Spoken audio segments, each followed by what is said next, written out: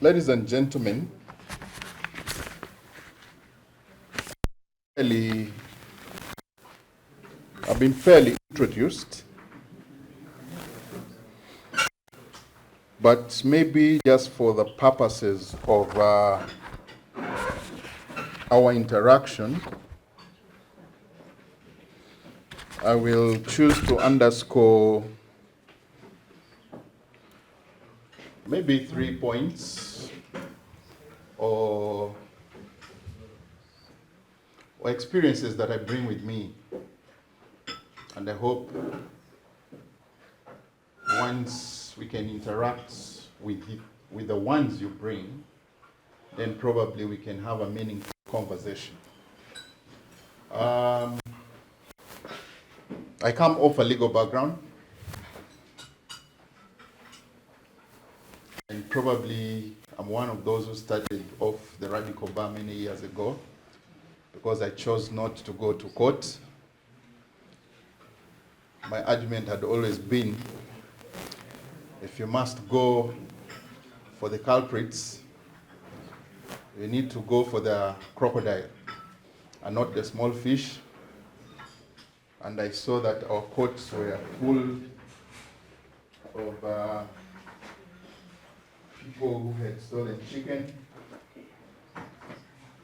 and probably out of anger pushed a friend against the wall, something called abuse. And these are the people who are languishing in our prisons. And yet those who were stealing democracy were around and about. So I chose not to go there. I also come off with experience and training in journalism.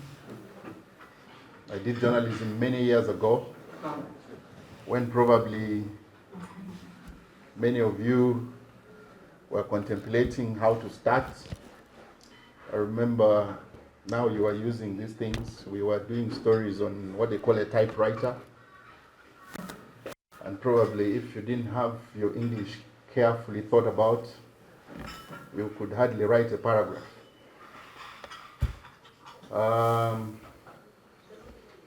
There's one stark experience in my journalism career that never leaves my mind. I covered the Northern conflict and the Sudan war in the mid-90s. And it is a story of technology, because all you had was your notebook, paper. There was no mineral water. I don't remember if there were water bottles, but since we were covering the war, we used to borrow that water bottle the army men would carry. Maybe that was the closest experience I had with a water bottle. I see a lot of fancy water bottles these days. They probably even make a fashion statement. And how many people know Gulu? Who has been to Gulu? Right. Everybody. I didn't know Gulu is a famous town. I know somebody here who is a serious citizen there.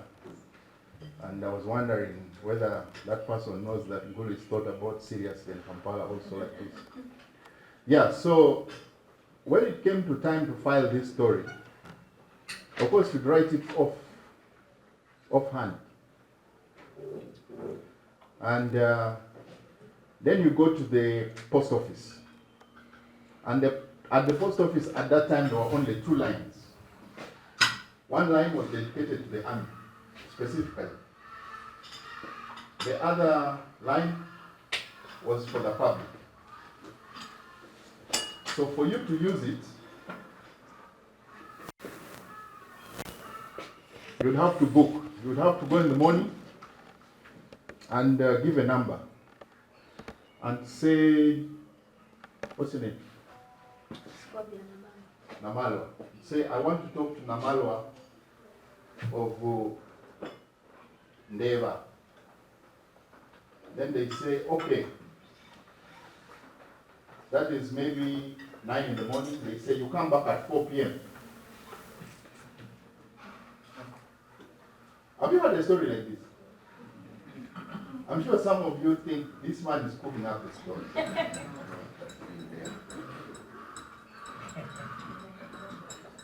I wish I had a picture of you have your tech savvy. Just Google their pictures of old telephone lines and see what they look like. I'm sure you even don't know what they look like. So then you come back at 4. So that's a difference of how many hours? 9 and 4 p.m. Almost 6, 7. And then when you get to the post office, you also find a queue. Just like the way you're seated. Find a queue and you have to sit and wait. And there are people who were, even engineering as well. Somebody said he was an engineer. I'm sure you read the history of engineering. The telephone engineers of that time are not your type, who are working with the desktop and all that. You know these banana jack pins, the ones they use for fast current sound, yellow, green. Yeah, and they were also, one of them, I had a conversation with him and told me they were also trained with the ear. So I went to that room. You'll hear some itchy sound, squeaks coming from a board. And then the guy would now tell this sound is for a line which is coming in. So he pushes that banana, pushes it to another thing, they push to another thing, then you are standing here at the window. And these days you are here talking about password, I don't know, privacy. Those days you had to communicate everything as everybody had. Because everybody was there. And that's how we were filing stories. So you sit there, start off. Are there any journalists here? Any media people? No, that's a media person. Media communication, journalism. I mean, journalism has been democratized today. Everybody almost has become a media person. So that is the short history of the evolution of some of these technologies. And the issues surrounding them. Now, you might want to ask whether I prepared a particular text. I went around trying to look at the topics we had, and nobody should laugh at my paper. I told them I still fairly old school because there's a projector and all that. But I want this to be very, very participatory because the whole background to this, as you heard from Mr. Boa, Oxfam, as you heard from our head of program, Judy, are all efforts to try and confront and roll back the increasingly diminishing democratic space or civic space.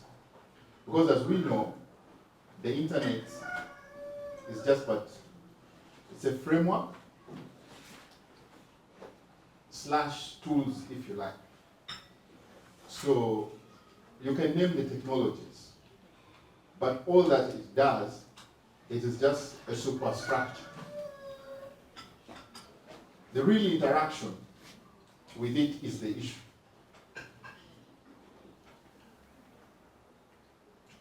So I'm here to try and lay down that conversation.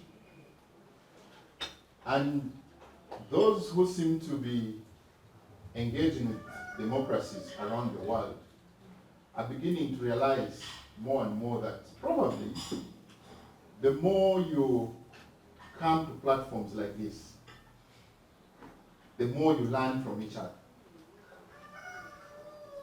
how to survive and maneuver.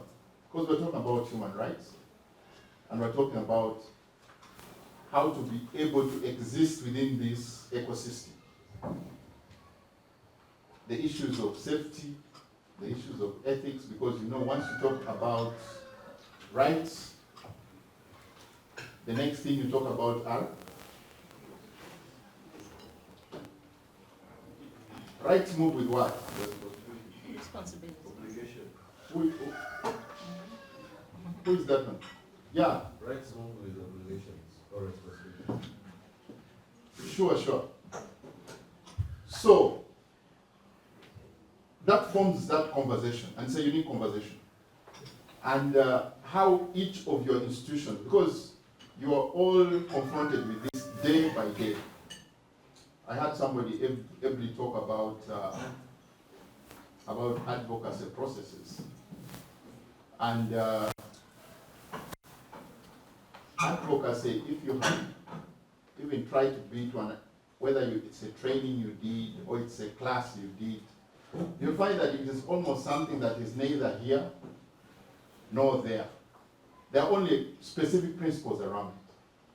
One, what's the issue?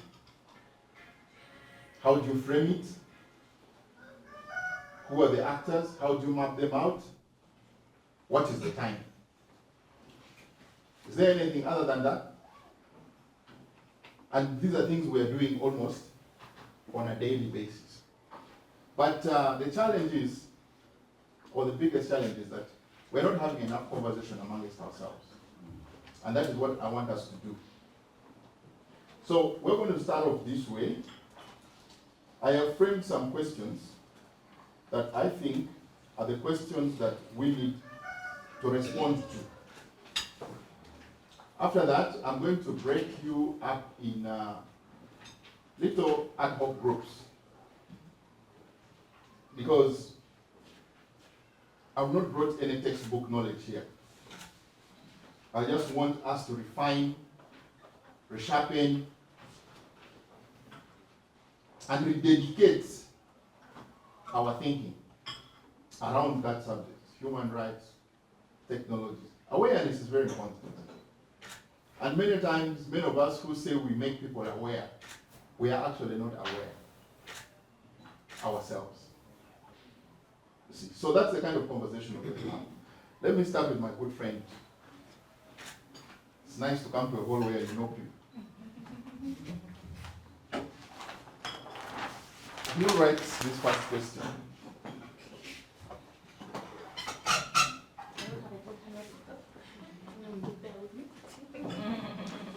Maybe you skipped. Oh, please come help her. This is teamwork now. Because when your rights are infringed and you're picked up, you need a team to support you. We read the first question as she writes.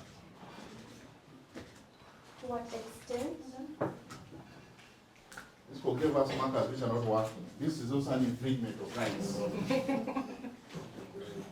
To what extent are people aware about the existing digital rights?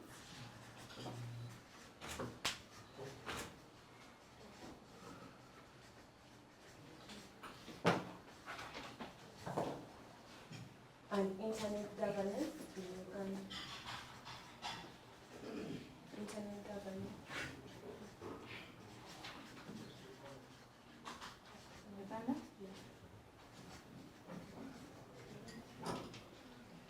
And when you come here, you see there's what they call these days, there's what they call elevation pitching. People don't have time. You know, everywhere you go, you want to meet somebody, I'm busy, come later. So in 2-3 minutes when you meet somebody, make sure you make your case. So when you come here, remind us who you are. You sell yourself very quickly and you... So, yeah, read it. To what extent are people aware about the existing digital rights and internet governance? Just say it again properly. We need to know you. Read the question and tell us what you're making out of it in about a minute. Okay, my name is Atim Ruth. I work for Gender Tech Initiative Uganda. I'm the founder. So Gender Tech Initiative is based in Kulu, and most of our work revolves around bridging the digital divide gap. So we do this in different activities. We train female journalists on cyber security skills. We also run ICT boot camps for young children. We do. We have a podcast. It's called the Gender Tech Podcast. You can check it out on YouTube. quite a following. We also, they have not been exposed to such information. Just pause a minute. Okay, take some notes. Oh, okay. Please take over. You know, in the army, there should be no gap of command. You take over. Just explain that a little bit so that she makes those notes. Your response to that question. Okay. The same thing. Yes. Okay. Basing on my background and my target people, I work with women and people in the rural places. So, from a scale of 1 to 10, I would say 4, because most of them have not been exposed. They don't even know that digital rights exist. But we as activists and stakeholders in this space, we keep telling them, you know, digital right is also a human right, so you need to be fighting for your rights as a woman within a community. Yeah, so to what extent I would say Okay. 4 over 10. Please, my friend, just give us your name and answer the same question the same way. My secretary is taking. Please, you can sit. Oh, thank you. Yes? What do you make of that? My name is Sarah Nautiko. I work with Psychic Foundation and we deal with mental health. We go to communities and just Psych is an abbreviation. Psychic Foundation. Is that an abbreviation? No. From the word psychic. Yes. Psyche. Yes, please. Psychiatry. Yes, please. First tell us about the psychiatry. Basically, that mental health. Okay. Yeah. Have you had? Did you have that impression when she first introduced herself? You say it slowly, they hear. Psychic. Right. I'll ask this baby. Okay, just a question. To what extent are people aware about the existing digital rights and internet governance in Uganda? I would say 6. And to back it up, people are aware, based on the areas we go to. You explain it without using the word aware. Because we're talking about awareness. So explain, you've said what? How many points did you give it? 6. Back it up without using the word aware. People are in that, no? They are aware of what traits they have, like Are there any lawyers here? Please. Need the witness, and the witness put evidence to the table. People are aware? What evidence is there?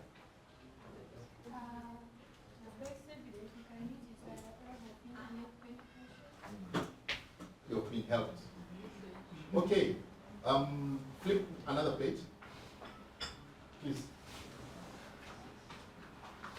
You're handing over to this lady. Let her read the second question. Yeah, flip to another page. I hope you're writing down that question, because everybody will have a chance to speak with it.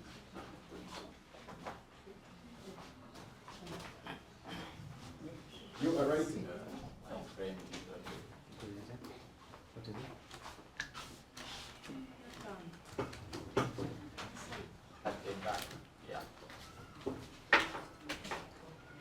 Question 2 is, good morning once again. My name is Melody Nakaran. So question 2 is, what factors are hindering the employment of digital rights? What factors are hindering the employment of digital rights and internet freedom?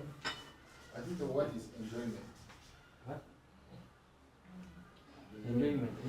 Enjoyment. What factors are hindering the enjoyment? So sorry. Reading the doctor's writing. I understand. Enjoyment. Enjoyment of digital rights. What factors are hindering the enjoyment of digital rights and internet freedom? What factors are hindering the enjoyment of digital rights and internet freedom? You're having a conversation with the my good friend here. Mr. Paul Wilson from the Rio Organization. Factors in the area of the first of all, I don't think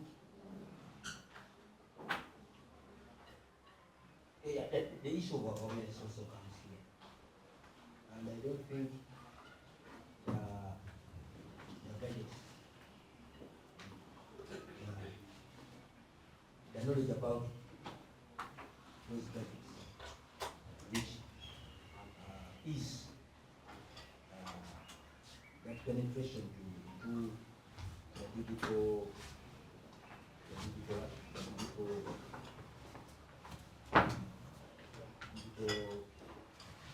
space, which digital space, if the number is reasonable, will determine the rights that are their rights being the rights to digital internet being accessed. If the number is reasonable, then you can say that one is being achieved. I'm now constituting a panel here. Please, and I'll hand back to you. You probe. The question is again? What factors are hindering the enjoyment of digital rights and internet freedom? So, gentlemen, this is the panel. I just want to add that I want you to reflect on the question and reflect on your organization and probably what that means to you in terms of the organization. Can you align this to any activities, if at all, at the moment that you're doing? If not, what plans you have? We start from here. Please, if you're not satisfied, you probe. I am out of it. Okay, I'm going to give you one once again. My name is Maurice Richard, and I work with Kampala National. First of all, I'm going to start with the project that we are currently running. It's an AI-based project, localizing AI in Central and then Southeastern Uganda. The way I can align this portion with what we are currently doing, we currently went to the grassroots. For example, the CSOs in Western Uganda. We simply went for these projects to empower the CSOs in South and Central Western Uganda to be able to use AI to make their work so easier and simple. Meaning that if you're doing your work using AI, it somehow gives you enjoyment in what you're doing. Like the work is already simple and easier to be carried out. That's what I can say. thank you very much, Mr. Wiswe, I got your name right. It's mostly So, like, doctor asked me to probe. Currently I am a student. Okay. So, currently I am a student, but I am part of the mentorship program for young women. So, when you say AI, everyone has proved that AI is problematic. Doctor will tell you that they do not want us to use it to do coursework. So what then happens when you're implementing it somewhere up country? Like, how do you try to address some of those controversies that come up at the end of the day? I would start with disagreeing with you. I think which is okay. AI is not problematic. It's people who are problematic. Because AI does not function on its own. And I would first say, when you are studying computer, there is a thing that garbage in, garbage out. So what you input, you reap the results that you bring.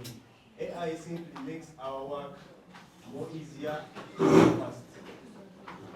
That's how I can reply. I don't think I've replied it very well. It is satisfying. Okay. Doctor, are we asking any other person? Yeah, the next. I'll give you a panel. I get you. A panel of 5, you don't want to interrogate them. Hello.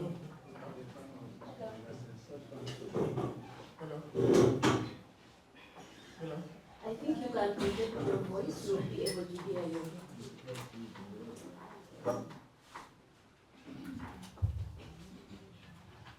Hello, morning. I'm Joseph Orende.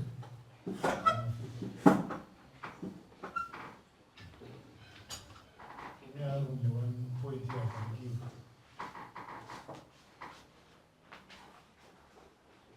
What factors are hindering the enjoyment of digital rights and internet freedom? I can say there is limited knowledge about digital awareness rights.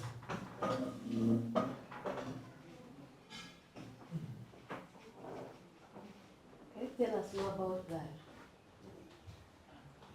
As in people enjoying the digital space due to majority, they know that there are terms and conditions governing these spaces, so one has to use it while observing those terms and conditions. Thank you very much. Unfortunately, I didn't get your name. Joseph Orende. Thank you very much, Joseph.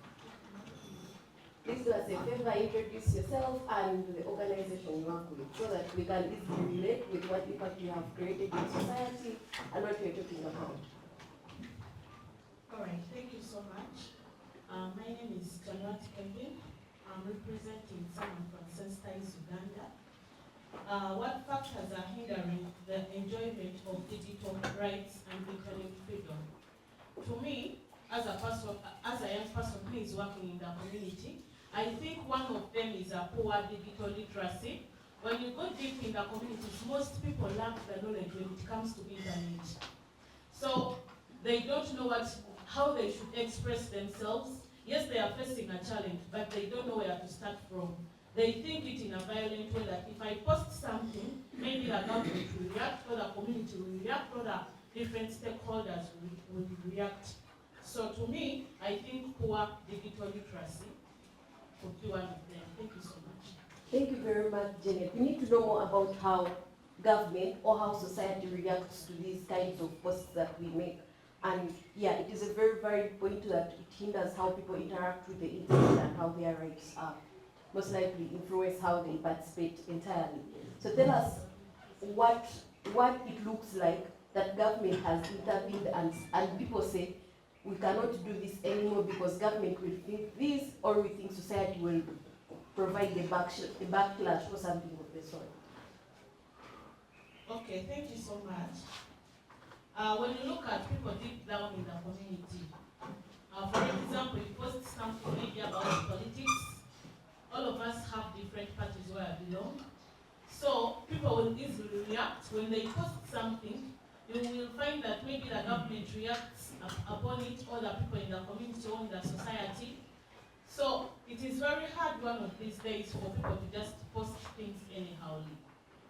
They have to first take questions. What are you posting at the end of the day? Is it affecting you? Is it affecting the society where you're coming from?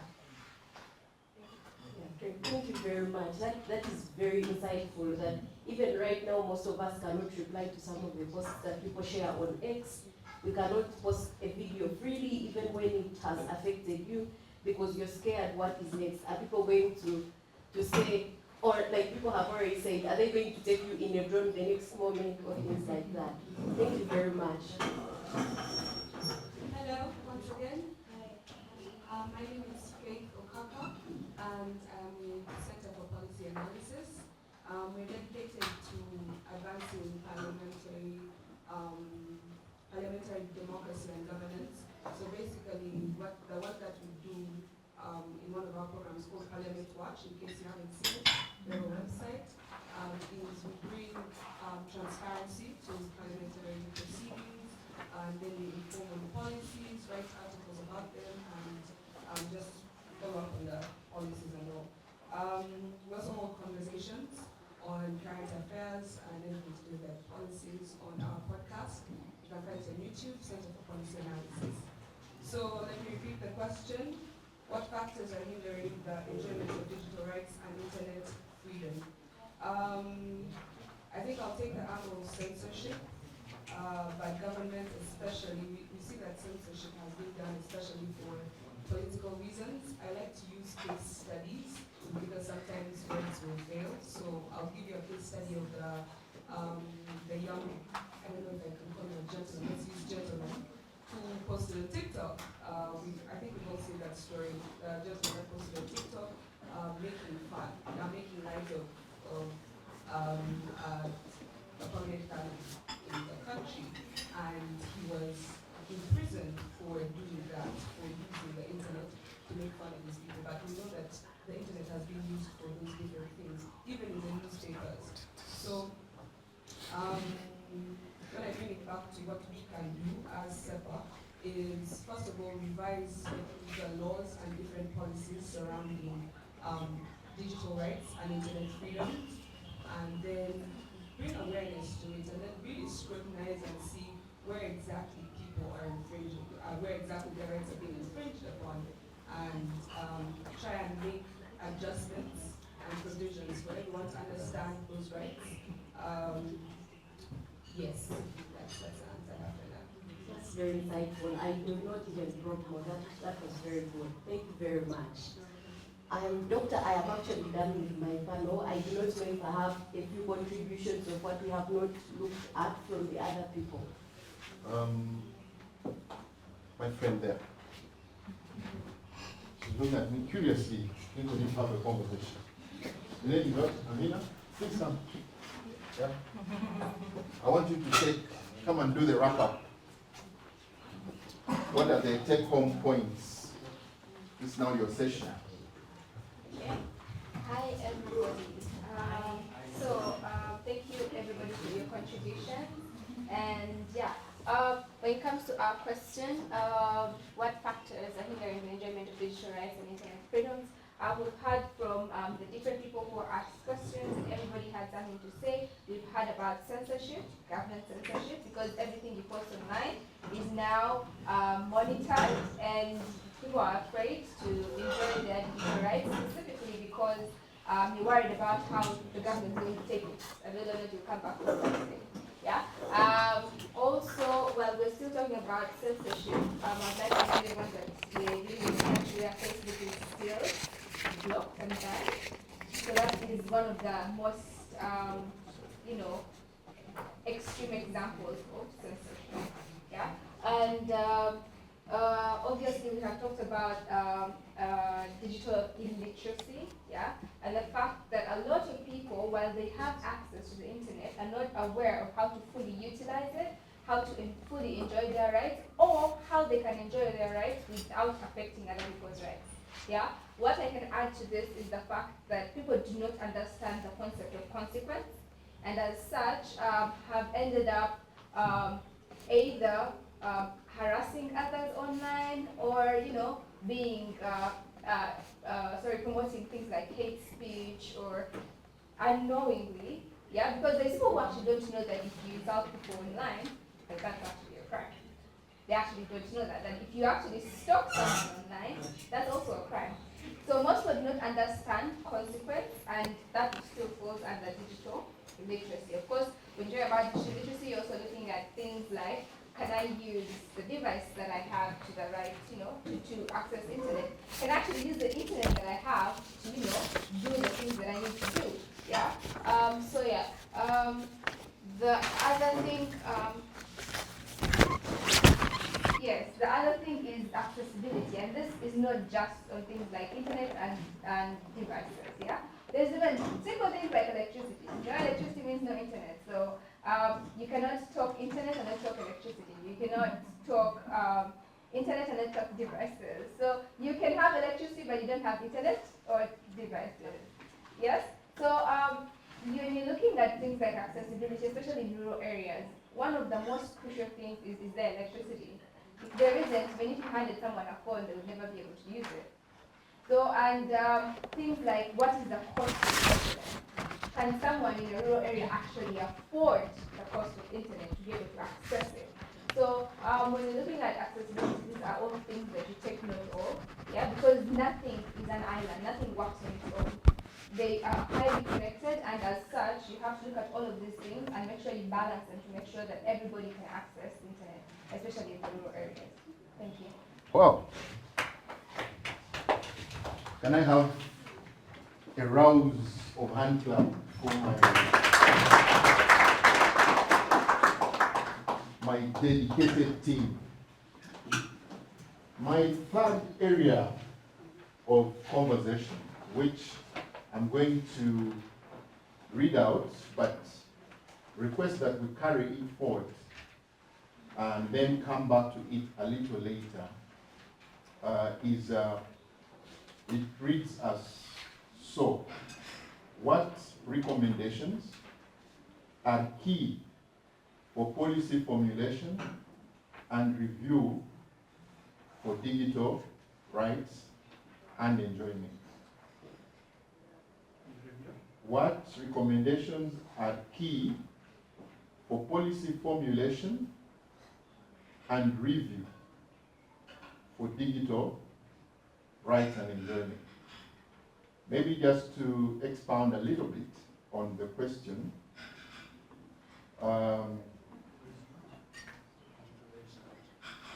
I read it once more. Am I fast? What recommendations are key for policy formulation and review for digital rights enjoyment? So we looked at the extent of awareness, and we have an idea of what it is. And I was very happy with the speakers in the sense that they already are trying to frame their arguments or points in a framework that we call evidence-based. And probably this is the only area I just want to add on and could be a take-home. That when we talk about advocacy, it is very crucial that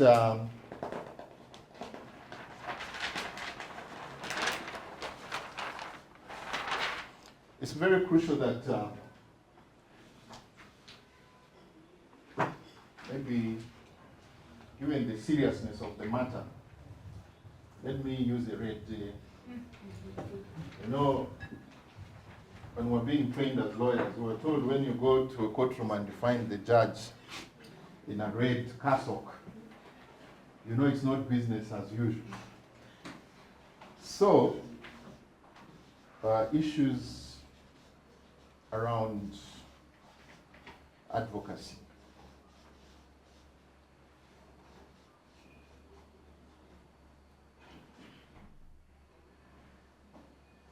So, what is the issue? Framing the issue.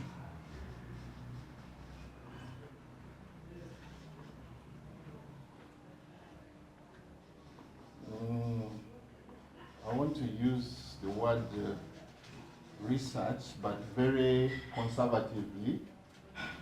So research, information,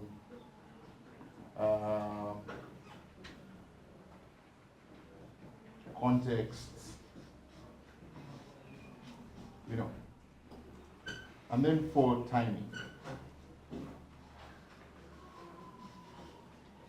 I want to discuss the last two, most important. Because you see, we are talking about rights, digital rights here. And anybody that has followed issues around rights or human rights. I'm trying to avoid the word human rights. You'll notice that the context may change, okay? But the issues don't change. Because if you talk about inalienable rights, like the right to life, it remains the right to life. So whether you came into confrontation with the law over contravening a particular digital issue, the manner in which you are treated, probably to try, if you're lucky to be tried at all. Thank God, just maybe we have dodged going to the court martial, but the way the issue is still being discussed. But at least there is a precedence. And like the lawyers say, you don't tire to go to court. So maybe they'll find time to go back and argue the same issues again. So the context could change. And contexts change. Contexts are ever shifting. And that's very important to understand context. So when you are talking about digital rights, and this is one question I was asking myself, okay, so how different are digital rights from the other rights? When we're talking about the issue of awareness, let me just ask, where do you find, and the lawyers or those trained in law, please abstain from my question, because I will consider it plagiarism, because you already know the issue. Let the other people, let me have a conversation with the other people. Where do you find the Bill of Rights in our Constitution? But is there anybody with a copy of the Constitution?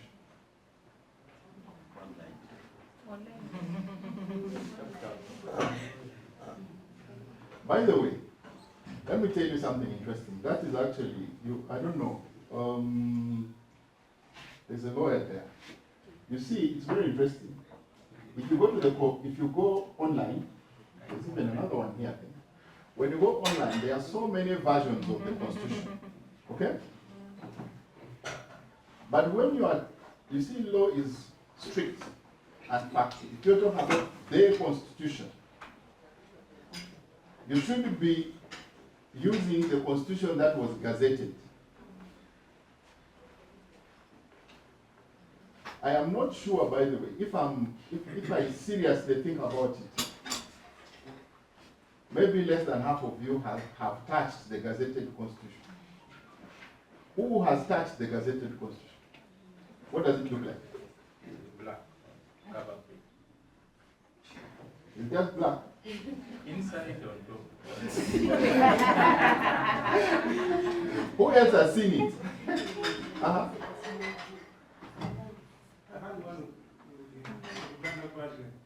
Luganda. Hey, you're very lucky, because there were very few that were published at the time of promulgation. They published in 8 languages when they were promulgating in 1995. Some of us were already around Kampala here.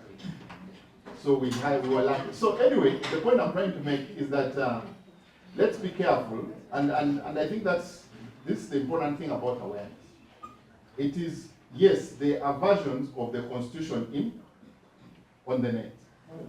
But we need to be careful that we are citing the right Constitution. So you need, and the only places that you can make inference to that and assure. Awareness. Where are they? On the Parliament's website. You, I don't want you to answer. Hey, my sister. The way you are doing my eyes. The lady in blue. Give her a microphone. We talk about the Constitution. So, you need to be sure that you are citing the right Constitution. There are many versions. There are even popular versions. So, my friend, where do you find... No. That one performed. That one I'm just waiting to give a medal. The name? Huh? D? You have a conversation with my sister here. You done the phone? Oh, yes, yes, very good. Where we located, Bill of Rights, tell us these things, educate us. So where is the constitution located in Uganda? It's not about The possible places. So what are the possible places they can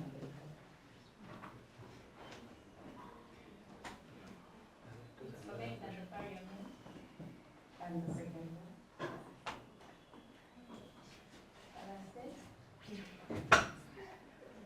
State is huge. All of Uganda is the state. Who can help? Yeah, Hey, you what? want to help her? The possible places to find. It's a response. You can help a lady. Those are good questions. I think the High Court. Yes, the High Courts. The High Court. High Court jurisdiction. Please, educate us. You're taking over. No. Okay.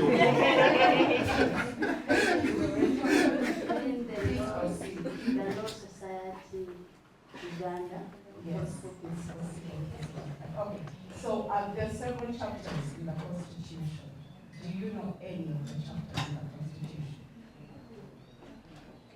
I think chapter 4.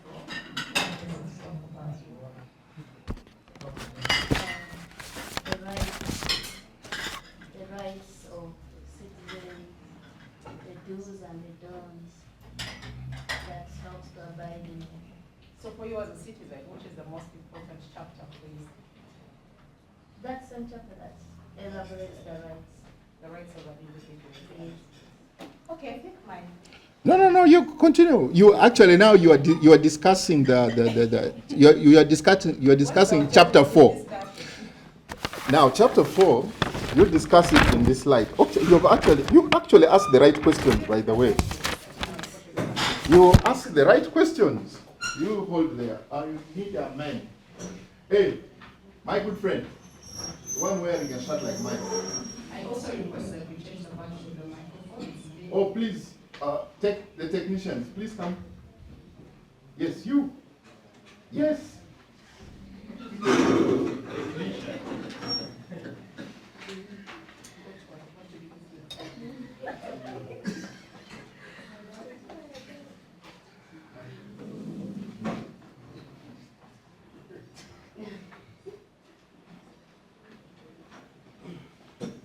So now we're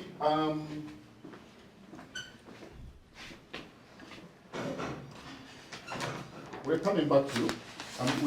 I'm framing the issue for discussion. I want you to select the small panel groups, but some people will have to change their setting because some areas are rigged.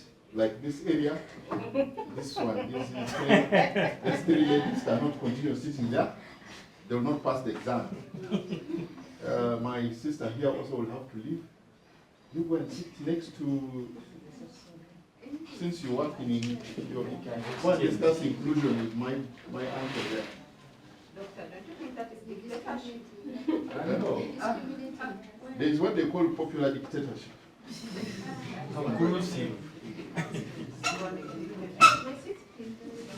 There, next to the man in the suit, in the black suit. The lady in the black suit should leave. She has had enough time there. Next to the lawyer. Yes. Right. I read for you. Please help us with markers. Digital right to internet access.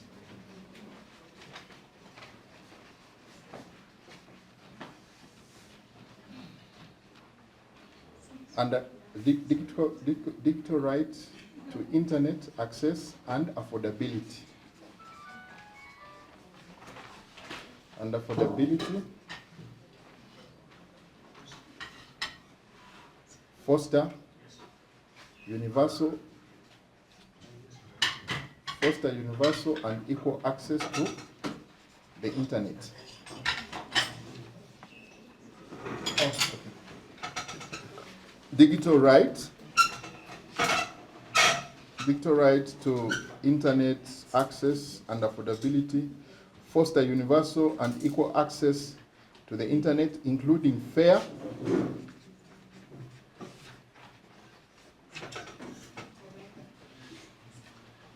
and transparent market regulation,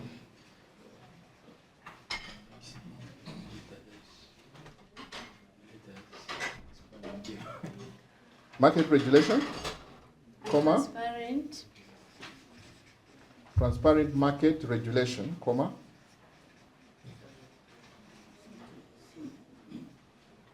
universal service requirements and licensing and agreements.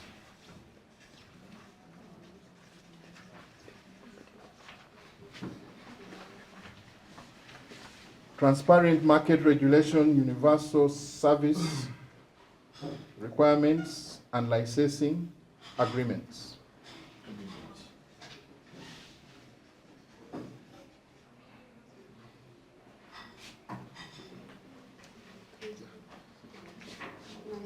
Please,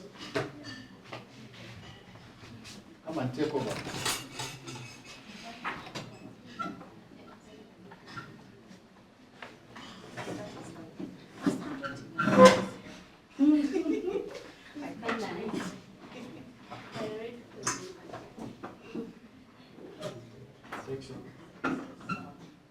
Yeah, she's taking over. So, but just we are going to. The discussion we're having next, we are now trying to delve into the issues. But I first wanted us to sort of just situate the environment. Because when you talk about constitutions, the question is, what is it? What is the right constitution? Because we're talking about awareness. Do we even know what constitution? The lawyers are here, they will help us. How do you actually cite this constitution? Maybe a quick brief in the history of the constitutions you've had. Then we go into this question of ours. This question now would lead us into some of the bottlenecks that but as she progresses, she'll internalize the issue. And just for purposes of knowing how we are going to proceed, these questions are 7 of them. So let me see. Our target is 1. So let's do about 7 to 10 minutes on each. Are they going in groups or? Yes, I brought you a strong. Yes. I'm Naima. So Ivan will be my co-facilitator. Am I loud and clear? Okay, so my name is Naima Isasebi. For those who are not here, when I introduce myself, I'm a Muslim Pan-African feminist lawyer, an advocate of the High Court, an advocate of women's rights, and I'm here to learn and learn. So digital space is a new space for me. Since I wasn't born in the digital era, don't calculate my age, and I'm honored to facilitate this session. So we have started the conversation with the Constitution of Uganda. How many of you know that Uganda is a constitutional state by show of hands?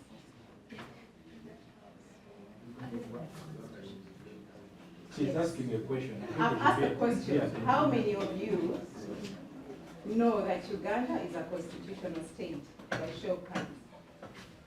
So the rest of us don't know. We disagree with that. We disagree. So those who don't believe it's a constitutional state, by show of hands, please. Yes, who don't believe? Let us see your hands. Kindly be firm in Yeah. your response. Be firm. Okay, so if I'm going to ask you to go to that gentleman in blue, I kept referring In to blue? their outfits. Okay. But because I'm not good at names, you just go in the center. Which gentleman in blue? Down with a tie or a stripe that is red. Okay. Yes.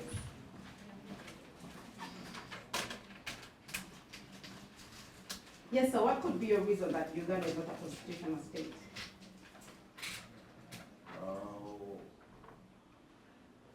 What the constitution was amalgamated for has not been realized. How it has been defined doesn't make it seem like one. Even the amalgamators, they don't agree with the portion of the constitution right now. So even if you say it's a constitutional state, it is being run in a different way. So I don't agree with that. Okay, does it take away the fact that we have a running constitution? Is the constitution really running? Yes. I believe it does. Are you asking a question? Or are you responding to the question? Does it take away the fact that we have a running constitution? No. So that means we still have a running constitution in this country, yes? I'm sorry, it's like I'm doing a concession of yes or no. It is okay. It is okay. You are doing a concession to it, but the basic common citizen down there, you will agree with me. You have a paper, but you don't have a constitution. Thank you. Okay, that is a strong statement. That Okay. is reply. Can we have someone else? There's a number of hands. There's a gentleman in the corner. Hands allowed here. They're pointing fingers. They don't want So to the say. hands are faded. Okay, we have one here. Thank you. Yes, what's your take? Yes, it's true. The Constitution exists. It was written, and it stands to be effective. However, I think there are a lot of things to be desired in it. That, especially, it goes to a certain angle for a certain group of people, and to a certain angle for a certain group of people. That's the reason why many people think, even when it's there, it's not there. Okay, so that's going to bring me to another question. Yeah. How many of us as citizens in this country know the provisions of the Constitution? Its entirety. Yes, the provisions are back for you, because for me to know if I'm at a workspace and there are policies and laws, I go and read what works for me and what protects me as a staff in that organization. So you as a citizen of this country, how many articles, or let's say the provisions of the Constitution, do you know that work for you? You know it by heart, and you can use it in any situation. But show of hands, and then you're going to mention those provisions that you know. Kindly. Let us hear from the council. Now, before we go to that one, I'm not saying it's obvious that the fact that Uganda suffered, I mean, the constitution has suffered 2 amendments in the 30 years since it was regulated. The term limit and then the age limit. When does not make us believe that we don't have a running constitution? It's there. Now, back to that question, one of the provisions is about how regularly shall Uganda conduct fair, free elections, even after 5 years. And we're doing it.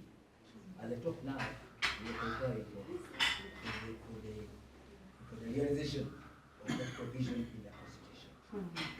And whether it is free and fair, that is a conversation for another day. But the fact that we know that provision is there and we adhere to it, that is one of the provisions we use. Yes, there was a hand at the back, Ivan? For me, I know freedom of expression. Freedom of expression, that's Article 41. Freedom of expression and freedom of expression. I know it very well. I'm free to speak. Even though there are some hindrances, but I'm free to speak. Thank you. The gentleman knows his. The gentleman is free to speak. Yes, there's a gentleman next to Amina. Yeah, can. Yasmin. Shame on you. I have a miss call Yasmin. There's a gentleman next to Yasmin. Yes. Here, there's a gentleman next to Yasmin. Okay. Yes. Thank you very much. Thank you very much. My name is Timothy Aiden. However, I'm not a lawyer. It's okay. But for me, I will not talk about that provision. But I want to talk about the question of enforcement. That all Uganda is a constitutional state. Because when lawyers are tending to talk to us, we who are not lawyers, they tend to tell us about the one constitution, but they forget there are two words that go hand in hand. There is constitution and constitutionalism, as far as I know. So when you start and tell us about the constitution, then we ask you, how about the constitutionalism? We ask you, what is the level of independence of the constitutional organs? We ask you, how many people, or which group of people, if at all, in Uganda, as a constitutional state, like you say, are there people who do not abide the constitution? And the question is, they are there.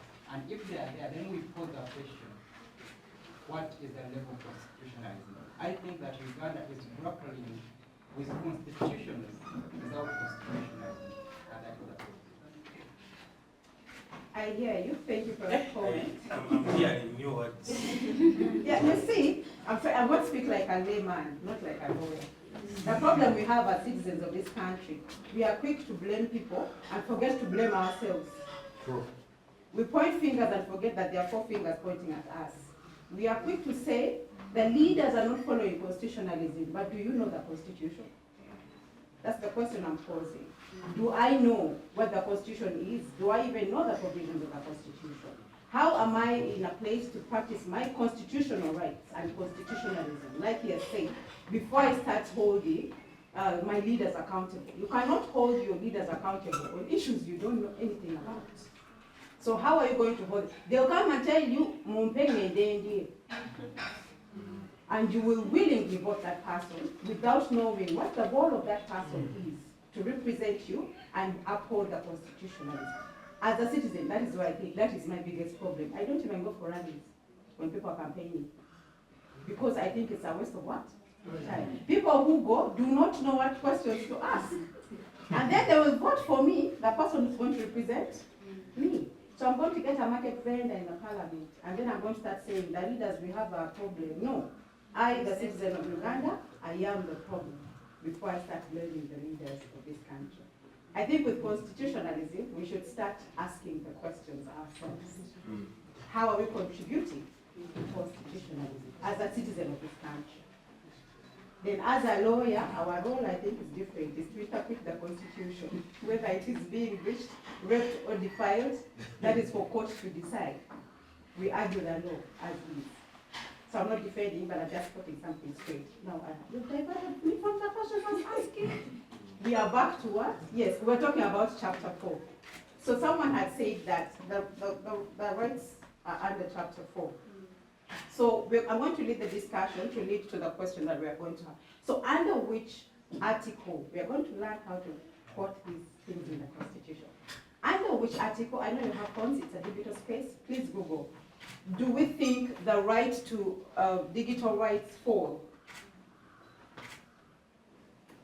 If you know, you can just raise If up you your know, hand. there are those who know things by heart. You can raise your hand. Yes, yes. If you need to do research, still you can do research. I think, for one, before you say digital rights, you should explain what they are. Because if you go specific to the Constitution and look for digital rights, you won't find it. Oh, you won't okay. find the word digital rights anywhere. Thank you for that guidance.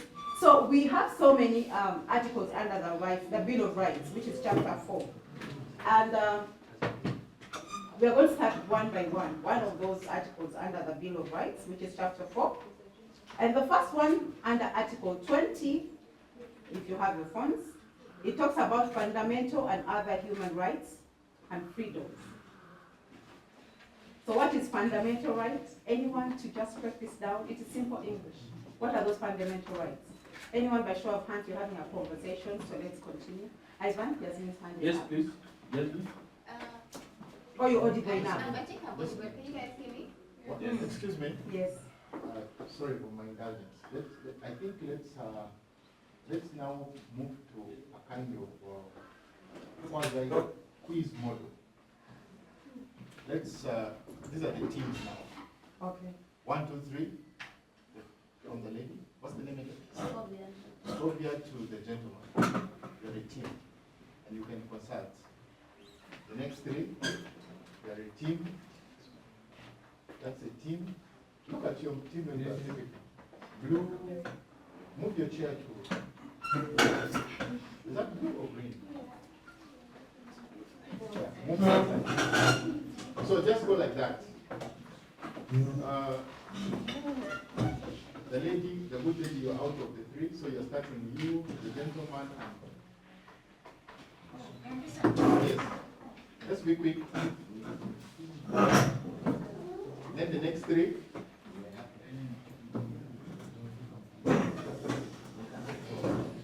Then you, yes. The next 2 next to you. What's the next team there? Then there's this 3. Then there's the 3 of us. And I'll be a passive participant. Then there is the 3 of you. And after every sub-rotation we shall change. So let's start. So I think with that, I'm going to give every group a right to Yes. look at. Is that okay? Yes. So the first group, Scovia's group, okay, kindly select your team leaders. Yes. So for Scovia's group, I'm giving you Article 20. So, moderator, I just need to know how many groups do we have. Okay, the leaders raise their hand. Yes, Leaders of the the group. leaders, then we know the number. Blue? Okay, yeah. Leaders of the group, raise your hands. Please raise up the leaders. I count. I want to know the number. 1, 2. Who's the leader? Yes, the leaders of the 1, group. 2, 3, 4, 5, 6, 7, 8, 9, 10. So we have 10 groups. Okay. Yeah. Yes, we are going to identify the articles that we think That refer to this. Yes. Okay, so we're going to look at Article 20 for Group 1. Group 1, that is Scovia. Yes, Group 2, we are going to look at 21, Clause 1, 2, and 3. 21, Clause 1, 2, and 3. Group 3, you're going to look at 21, Clause 4 and 5. Please, the group leaders, not that. Are you following the Constitution with me? Yes. Are you all under Chapter 4? Yes. Okay. 21, Article 21, Clause 4 and 5 is for Group 3. Group 4, you're going to go to, yes? Group 3, yes. I said Clause, Chapter 21, Clause 4 and 5. Is that clear? That is Group 3. Group 4, you are looking at Article 23, Clause 1, A, B, C, and D. Group 5, 23, E, F, G, H. That is Group 5, right? Group 6, we are looking at 23, Clause 2, and 3. Group 7, 23, Clause 4, and 5. Group 7, 23, Clause 6. Group 8, 23, Clause 7, 8, and 9. That is 8, right? Yeah, that's 8. Group 9, you're going to look at Article 24.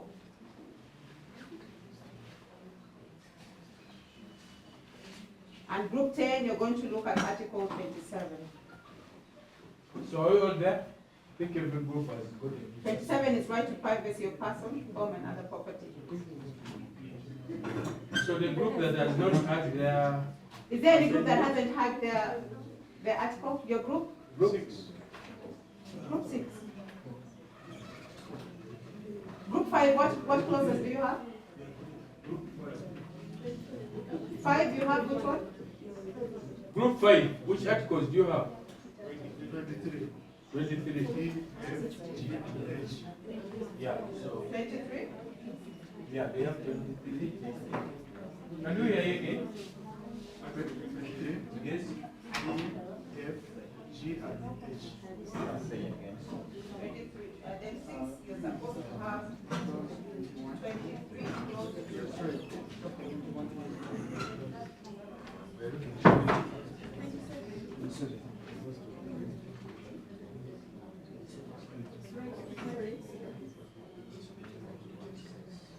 Yes, any other group?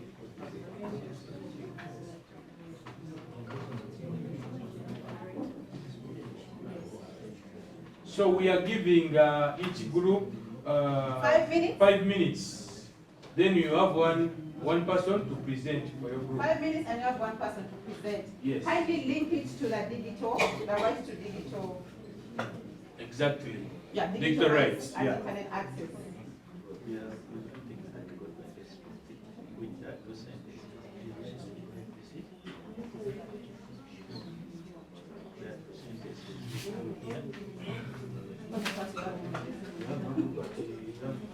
These are that too, eh?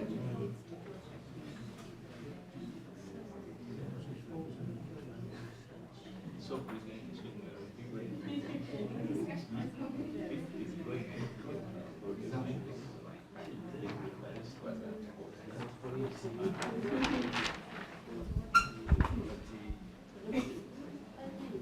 You have 4 minutes to go. Yes, please. yeah, she needs to So any group that needs clarification, the moderator of your group.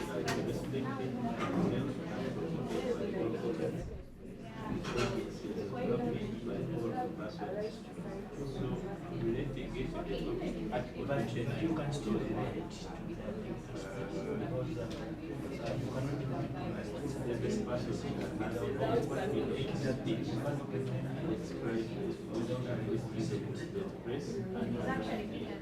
yes, it's even come and borrow because people give personal information because one day, yeah, I think we borrow that one key, but he was more for association. But he, We have 3 minutes to go. yeah, 3 minutes? yes, he is when if we borrow Article 29,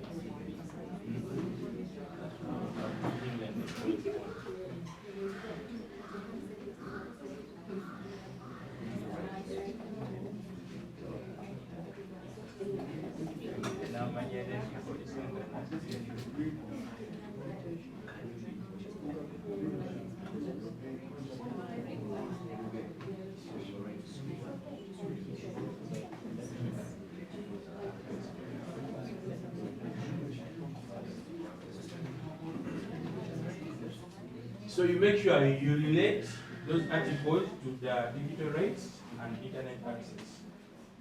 So you read through the article, then you relate. You can even use evidence of what is Yes, happening. you can use evidence, you That's can why use they're what. linking. So we just want to see it coming out. 2 minutes to go.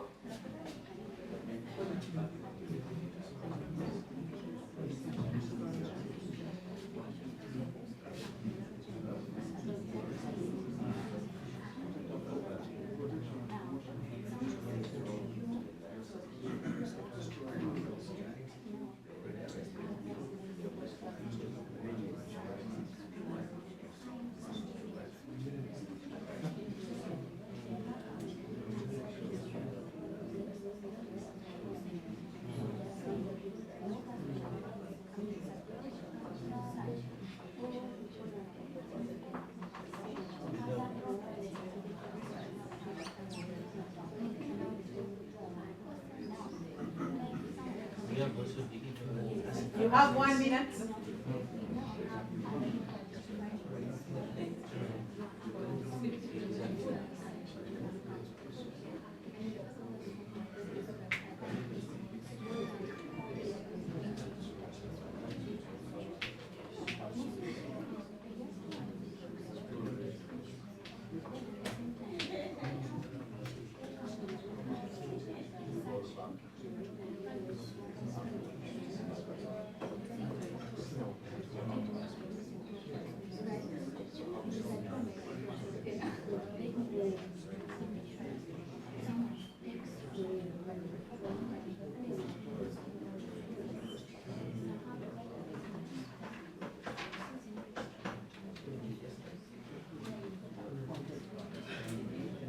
You have 10 seconds.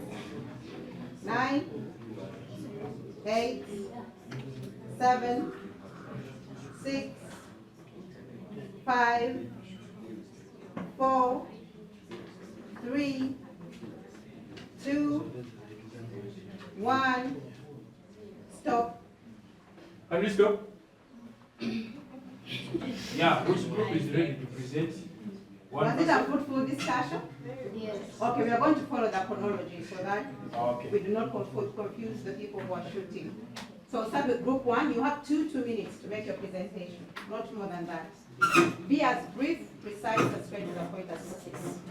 Yes, good morning, ladies and gentlemen. Group 1, Article 20 speaks of fundamental and other human rights and freedoms. Basically, Clause 1 speaks of the rights and freedoms are inherent and not guaranteed by the state. Then Clause 2, which is the last clause of the article, states that the rights and freedoms of individuals and groups enshrined in this chapter shall be respected, upheld, and promoted by all organs and agencies of government, by all persons. We have seen a lot of fight between the different organs of government. Courts of law grant bails, grant jurisdictions that are violated by different organs. Coming back to this specific topic, we have seen a lot of contradictions even in policy as regards to Article 29, Clause 1A, that gives us personal freedoms to exercise as Ugandans in regards to press and speech. That are even violated in drafting policy. We also hear the Computer Misuse Amendment Bill 2022. It was contravening certain articles that promote rights and freedoms of Ugandans. We have also seen that the National ICT Policy Framework itself, it doesn't empower freedoms and rights, but it is rather shy about saying that it's okay. Time is up. Thank you very much. Yes, good. Thank you very much, Group 1. Let us keep it precise and good. Let's not read in verbatim the clauses. Yes. You can just paraphrase or summarize what it talks about. Yeah. Second Same group. time. 2 minutes. All right, thank you very much. Once again, my name is Melody. I am representing my members from Group 2. So, basically, Chapter 4, Article 21 is about equality and freedom from discrimination. I will relate this basically to the digital rights and what we're discussing today. Number 1, what happens in the digital space has to do with problems of like cyberbullying, digital exclusion, things of harassment, men and women, and there's also maybe the online hate speech that she had told us about. So those are the problems that are actually existing in the digital space in regards to equality and freedom from discrimination in the digital space. But however, there are like some kind of mechanisms that people can employ to do away with this kind of problems that are existing in the digital space. Number 1, the government has a role to make sure that people are protected in regards to what the Constitution states. Then another important thing is about the civil organization and the civil organizations that exist in society, that they have a role to protect most of the marginalized groups. Because basically when we talk about discrimination, it comes to do with things like age, race, color, people living with disability. So civil organization has a role to protect those marginalized groups of people at the end of the day. And then the other thing can be things to do with accessibility, making sure that even the remotest person can actually access internet, knows what digital space is. So that is to do with like literacy about the digital space and other accountability mechanisms. Like, can you always come up and say that we can make things better? Thank you very much. Thank you. Group 3, 2 minutes. Okay. Other groups have already mentioned it's really about equality and freedom. So how do we relate this to what we are talking about? One is that the government of Uganda or the parliament therefore has a role to ensure that there is equal access to digital rights, okay, to everything. So just like my friend has said, to the age, the race, the scope. Right now, I think the internet penetration in Uganda is still very, very low, and it's only concentrated in the urban centers. So as we talk about rights, I don't know what people in the rural villages are talking there. Actually, for them, they are still talking about access.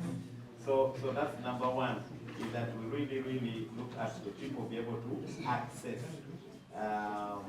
The other thing is basically affirmative action, so that, like we talked about, both women, youth, and persons with disability and rural communities be able to access, because currently they are limited. The other one is the legislative thing. I think that's even what we're talking about here, being able to enact laws that then help us to know how to use, because currently we are, actually many people are running away from digital things just because of the fear. They know that a drone will come. So they don't know their rights. So thank you. Thank you, Group 3. Group 4, about protection of personal liberty. I don't know what's wrong with the microphones. They're not really working. I can try and press and restart it. Press if you want to see.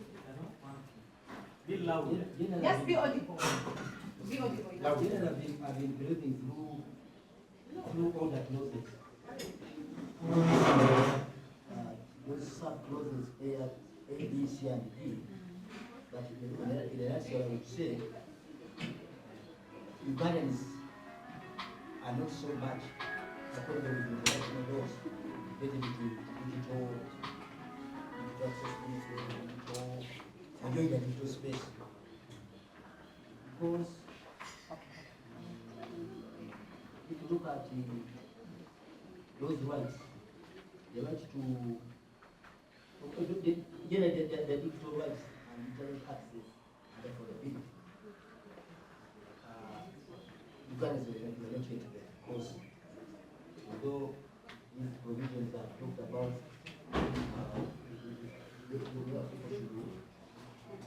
how people should be, they are talked about the commitment of rights and where people should be left and where people should be dealt with. So I would say that the international laws.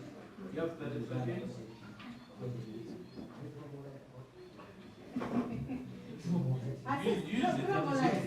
In general, what I want to say is that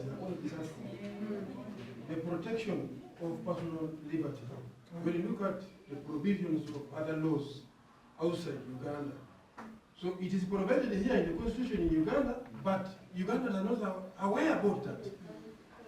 For example, we have a court of the East African Court of Justice. How many people are aware about that?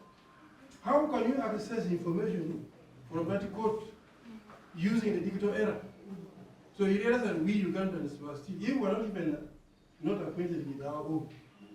So now when we talk about international laws, which are provided here in our the laws of the land, so we really need to pull up our score.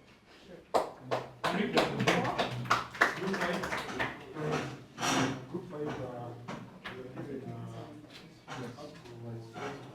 given which talks about protection of personal liberty, and we are given clause E, F, G, and H. About clause E, it talks about restriction of children who have not yet reached 18 years.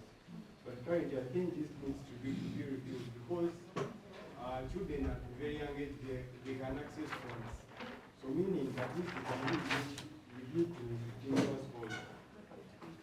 And then for closed F, it talks about protection of community from people who are under the usage of alcohol, mines. I think this can be because it protects us. I think it protects the community from people who are unsound mind to harm the other members of the community.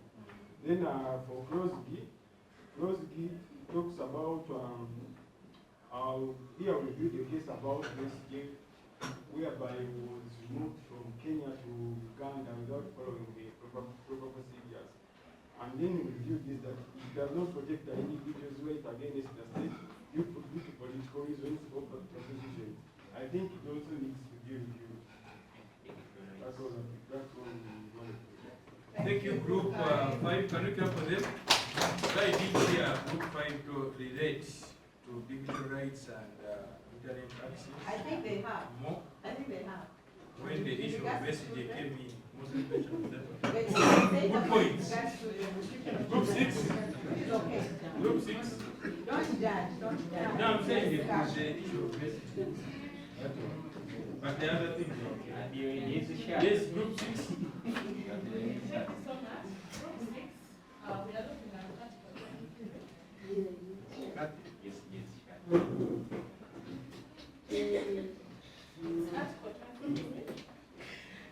What we have ours is talking about right to bail. When we relate it to digital rights, we look at it here as when you see the government of Uganda, they have just passed the law of bail. Some Ugandans are like, yes, there should be a bail, and others are like, no, the government is saying a bail should not be there. So when you look at that, digital-wise, yes, the digital privacy, we look at the bit of digital privacy. All of us think that digital privacy has to be there. But most of the times, you cannot just come out and post anything on the social media platform and maybe talk about something of the politics sort and no one comes out. Immediately you post out something talking about politics, you will see. For instance, when you looked at the PLQ, that team of the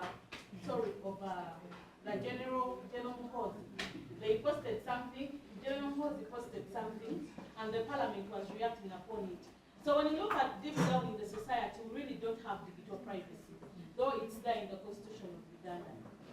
And the other one is talking about online arrest. People who come out and post out different media, different things on the social media platform handles. But the government and the government and the law, they don't follow the processes that should be followed. When you post out something that they find out it is who has posted it, they will follow you up until they arrest you. Perfect. Can we grab Group 7? Thank you.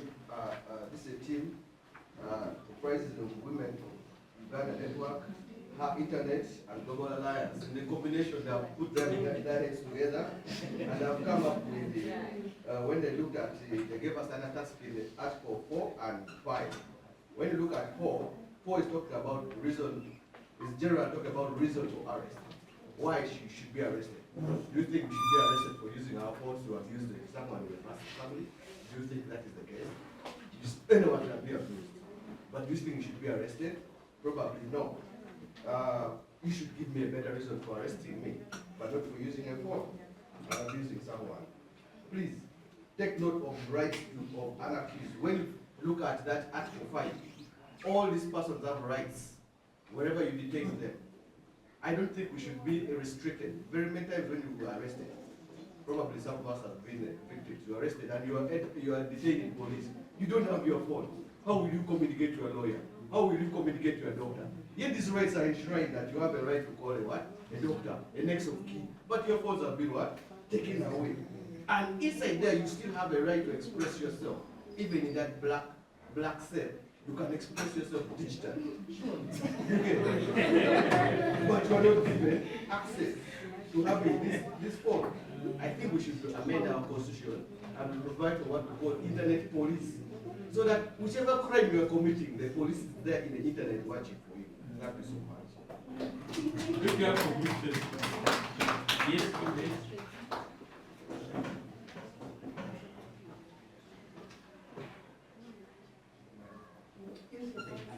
Thank you very much. Group 8, we are discussing Article 4, Chapter 4, Article 23 of the Constitution, and this one safeguards the protection of personal liberty.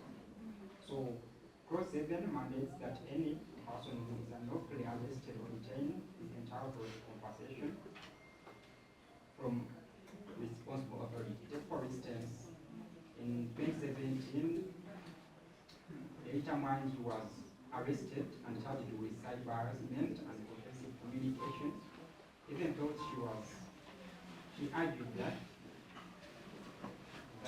it was her right of protest and to exercise her sense of freedom consciousness, and she stood to win, and therefore she would have been compensated and I wish she was not controlled. we are discussing. Okay. She might have been compensated and quiet with her money. So the artist was supposed to be compensated, and even when she was to be compensated and compensated quietly, then that's wrong, because if you have had the win over your detainers, then you have to be compensated in public so that everyone can know, and if they had looked or somewhere be involved accordingly. So then Clause 8 requires that a person arrested or detained be informed immediately in a language they understand of the reasons for the arrest or detention, and their right a lawyer of their choice. Like you told us that people, if you are arrested, you should access your phone to call your next of kin, to call your doctors, to call your lawyers, and so on. Then Clause 9 stipulates that a person shall be permitted to appear before court in person, or by a lawyer of their choice as their client. Like if this is a court session, you should be there for yourself in physical appearance, or you should delegate a lawyer of their choice. Then all these provisions underscore the importance. 1, we have protection from unlawful detention. 2, we have right to information, and 3, you have access to legal representation. Thank you very much. Okay, can we have a group? Yes, group 9, Beatrice and Yasmin, it has 2 people. The other participant is a dormant. Doctor, please. That would be cheating, yes, lady. Beatrice is our representative. See, when you are all very... Okay, please, proceed, 2 minutes. This Article 24 of the Constitution, and it looks at the right to dignity and freedom from torture. And we looked at it from the point of view that many Ugandans, when using the internet or when they access the internet and when using the digital platforms, they basically use it for expressing themselves.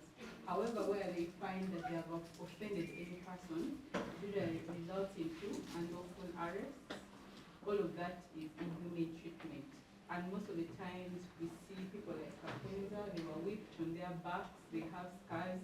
All of that is torture. It's a form of inhumane treatment, because in this day and era, why don't you just align someone before the course of law and have them get their official punishment, if I put it that way. But you resort to striking them at the back until, they get wounds. So that is one of the ways we've seen that the social media platforms have been used in terms of expression, but however, on the other hand, the individuals involved have been tortured in one way or the other. The other person we have is Stella Nyanzi. The other person we see is Dr. Stella Nyanzi, who is now in exile. It's because she was tortured even when she was arrested throughout the process, and as a result, again, as a group, we looked at how access to social media has also resulted, even if it's not the state this time around violating the rights of the citizen, but we've looked at how it leads to violence. You know how the online platforms are used to perpetrate violence, both in the online spaces and trickling down to the physical spaces. We've looked at the case of Albania, it's a state. They banned TikTok because some students were in their online battles, abusing each other, and as a result, the students stabbed the other. So this is violence that began in the online spaces, and then it escalated into the physical spaces.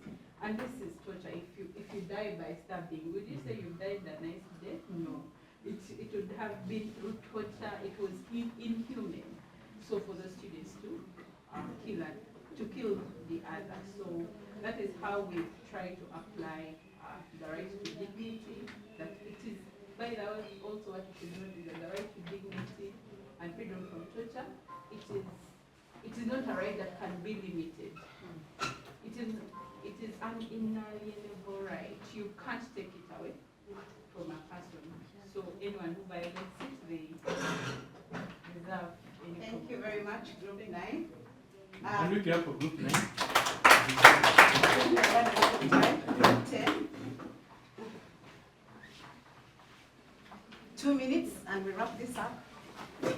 Group 10. I hand over. Group 10. We looked at Article 27, which is a right to privacy. This article basically provides that everyone is entitled to their privacy, and it should not be infringed on.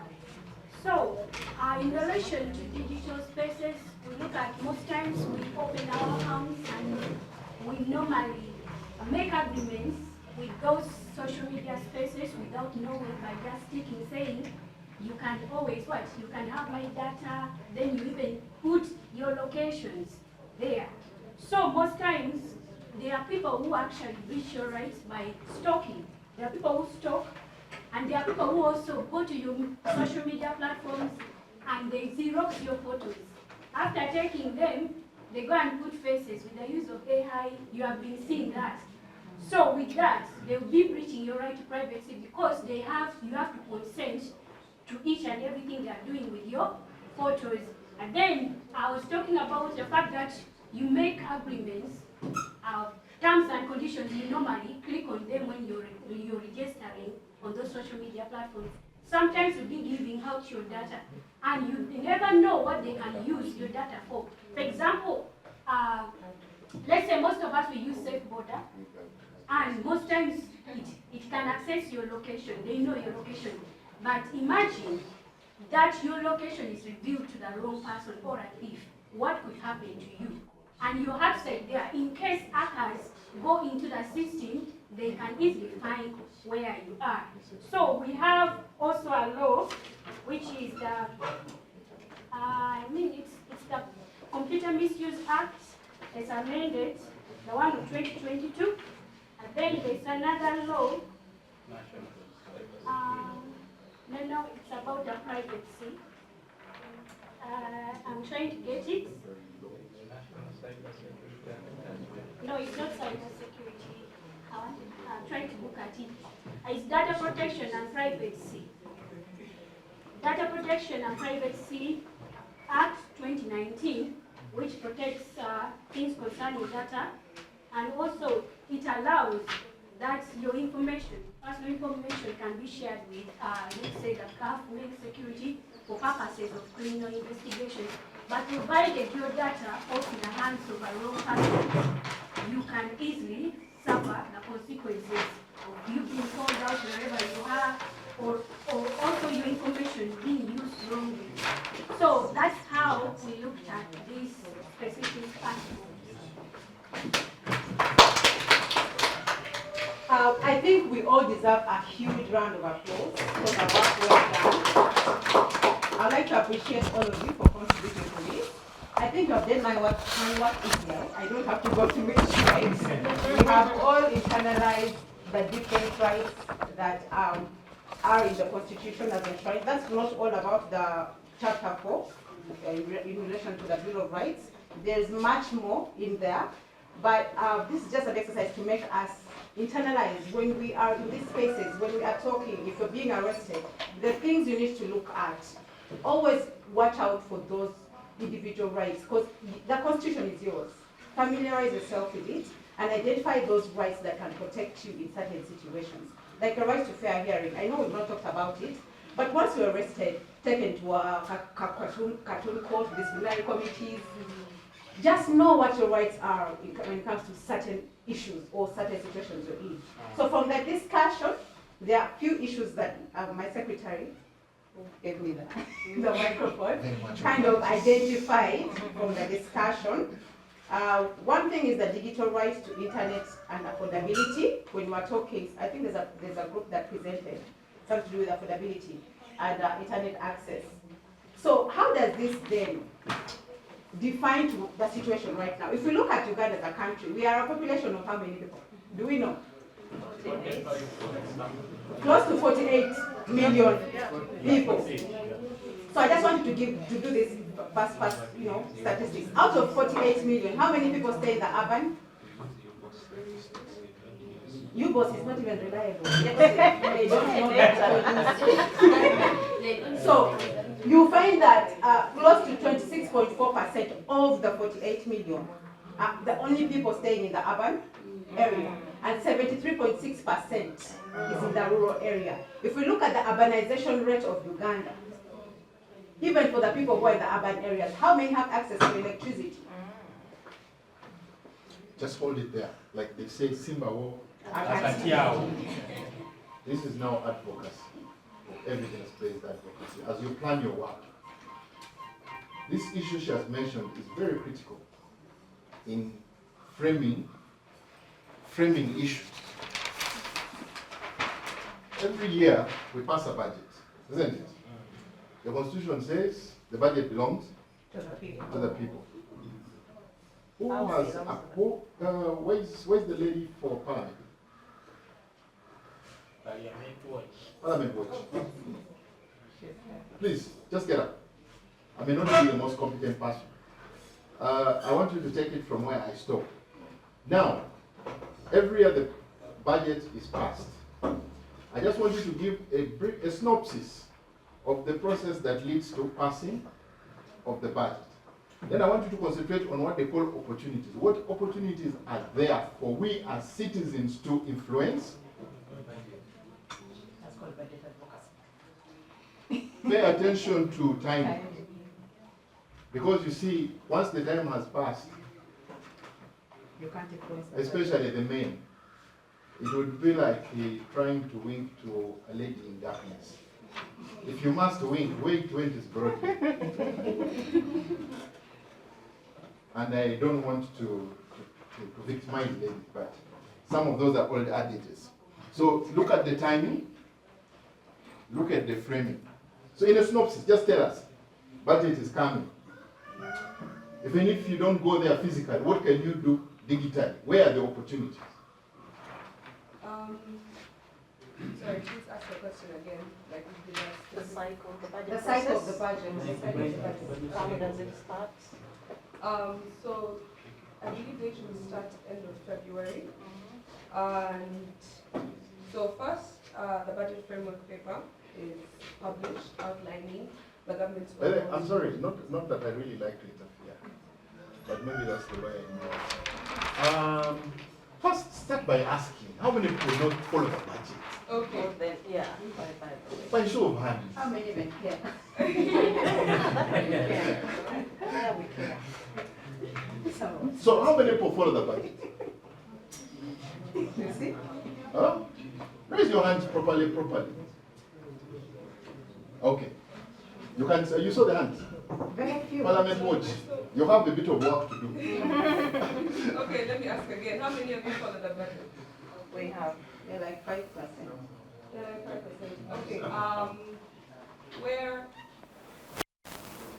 Where do you get the where do you source your following? Where do you follow the budget from? Use a website? Is it NBS? Okay. Please, NBS.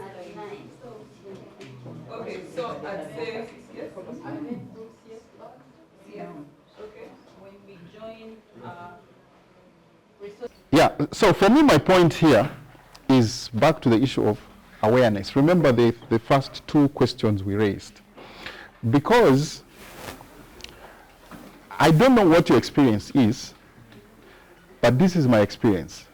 I belong to a fairly cross-cutting WhatsApp groups. Do you begin to see that there is some sense of subnationalism emerging in this country?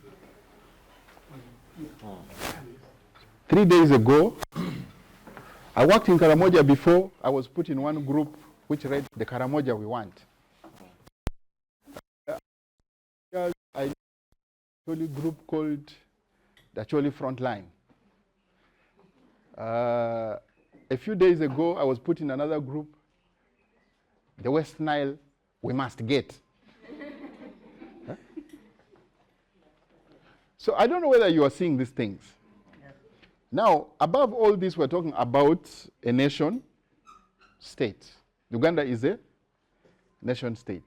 So the question is that, are we galvanizing towards that ball, or we seem to be? And what are people using? The internet spaces. So you can clearly see that our court is cut out for us. There is so much to do, but you can only be able to be a responsible actor, so to speak, if you permit me to use that word, by putting your foot down and understanding these pieces. The budget is one area of traction with government. Somebody was talking about health. Other people are talking about innovations, engineer. There is money in those. Do you read the policy paper of science? You see, for you people who have access to the tool and have access to the information, it puts you ahead of the others. But all we have waited for in this country, we live and hang on newspaper headlines. I have said this before somewhere, but those were much older people, and maybe they accepted my argument. You are much younger, stronger. I think I would be unfair if I say it, but I'll try to say it to test the idea. I have come to a thinking that nobody in Uganda is thinking anymore. And if you think you are in the business of thinking, I want to welcome you to my club. And I'll share my email address and we can start thinking. I want to be sure we are thinking, because there's waffling about things. But are you thinking? Because now, like we were saying, if you say you want to promote this budget, this animal called the budget, you want to make it fairer, you want to make it more equitable, it's a big thing. So you need to find a niche area. But if you don't even have an idea on where it starts, you don't know when the village meeting is sitting. By the way, did you know that villagers sit to discuss the budget? Musaja. What's your name again? I like your jacket, by the way. If I would get younger and smaller. You can get smaller, but not younger. I can get smaller. Yes. Oh my God. I've done many things. I had not tried that one. I'm going to try. That one. You said which is your area? No. What you do? What space are you in?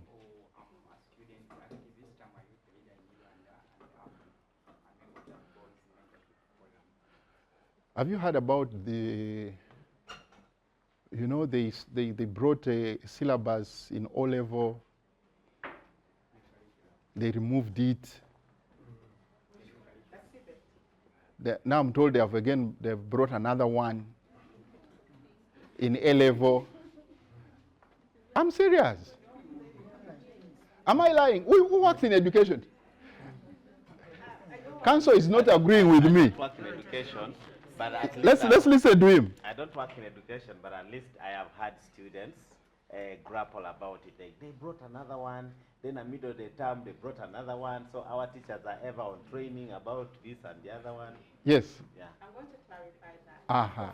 It's a challenge many Ugandans are facing. We are used to the cramming curriculum that we grew up doing. I happen to have an opportunity to be trained on the CBET curriculum, which is competence-based. Neymar.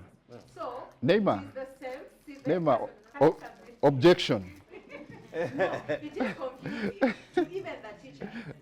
They have not been fully trained. Okay, let's listen to Neymar. Yes. To be able to train, they are not trained trainers to train the students on the CBET. That is the biggest challenge. And it's because even the teachers, themselves, were a product of the old curriculum.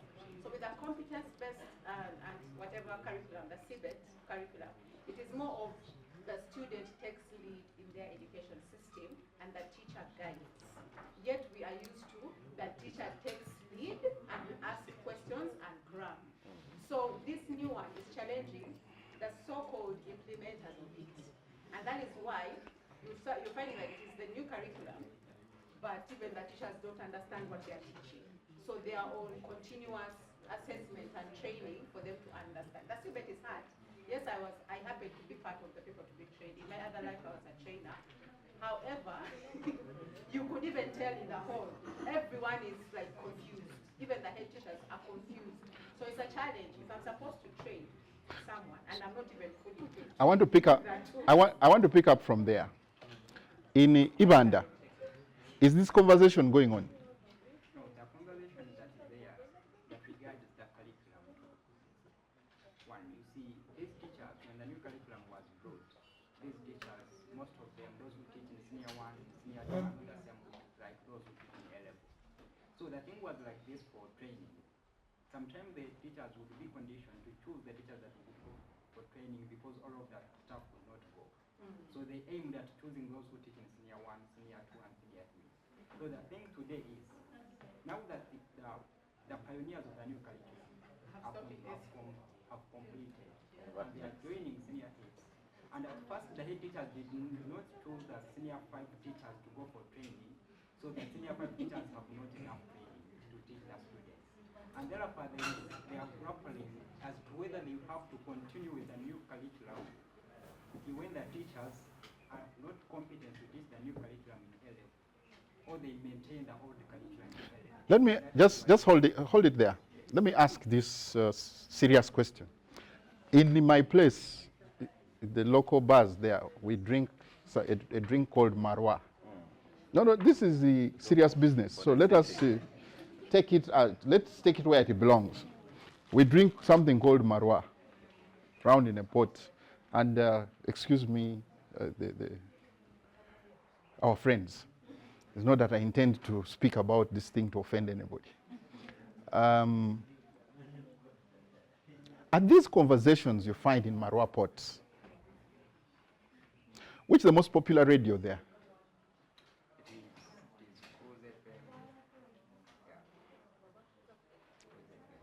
Just try to manage, even if it is half the program of a day. At 8 in the morning, what is there? Okay, 6. There is the morning addiction. Morning? Addiction. Please say it loud, let's hear. Gentlemen. There is the morning addiction. Morning what? You write the word. Like addiction. Well, like addicted. It is just morning addiction. You have to get addicted. What does it? Kind like, you know when you are asleep and you are waking up, So, quite certainly you are waking. Just summarize the program. What does it do? It is all about bringing people to the order of the day. What conversations come up? They are just mere conversations, music. Doctor, Who is the most popular DJ? Who's the most popular DJ? Alberto. Okay. Let me now go around to understand this. Where do you come from? Yes. Just remind me. Let's remind each other. Let's not get tired. We shall soon master our names. You are? Ivan. Where do you come from? Here in Buganda. Which radio do you follow? I follow Simba. Which program? I follow the morning program called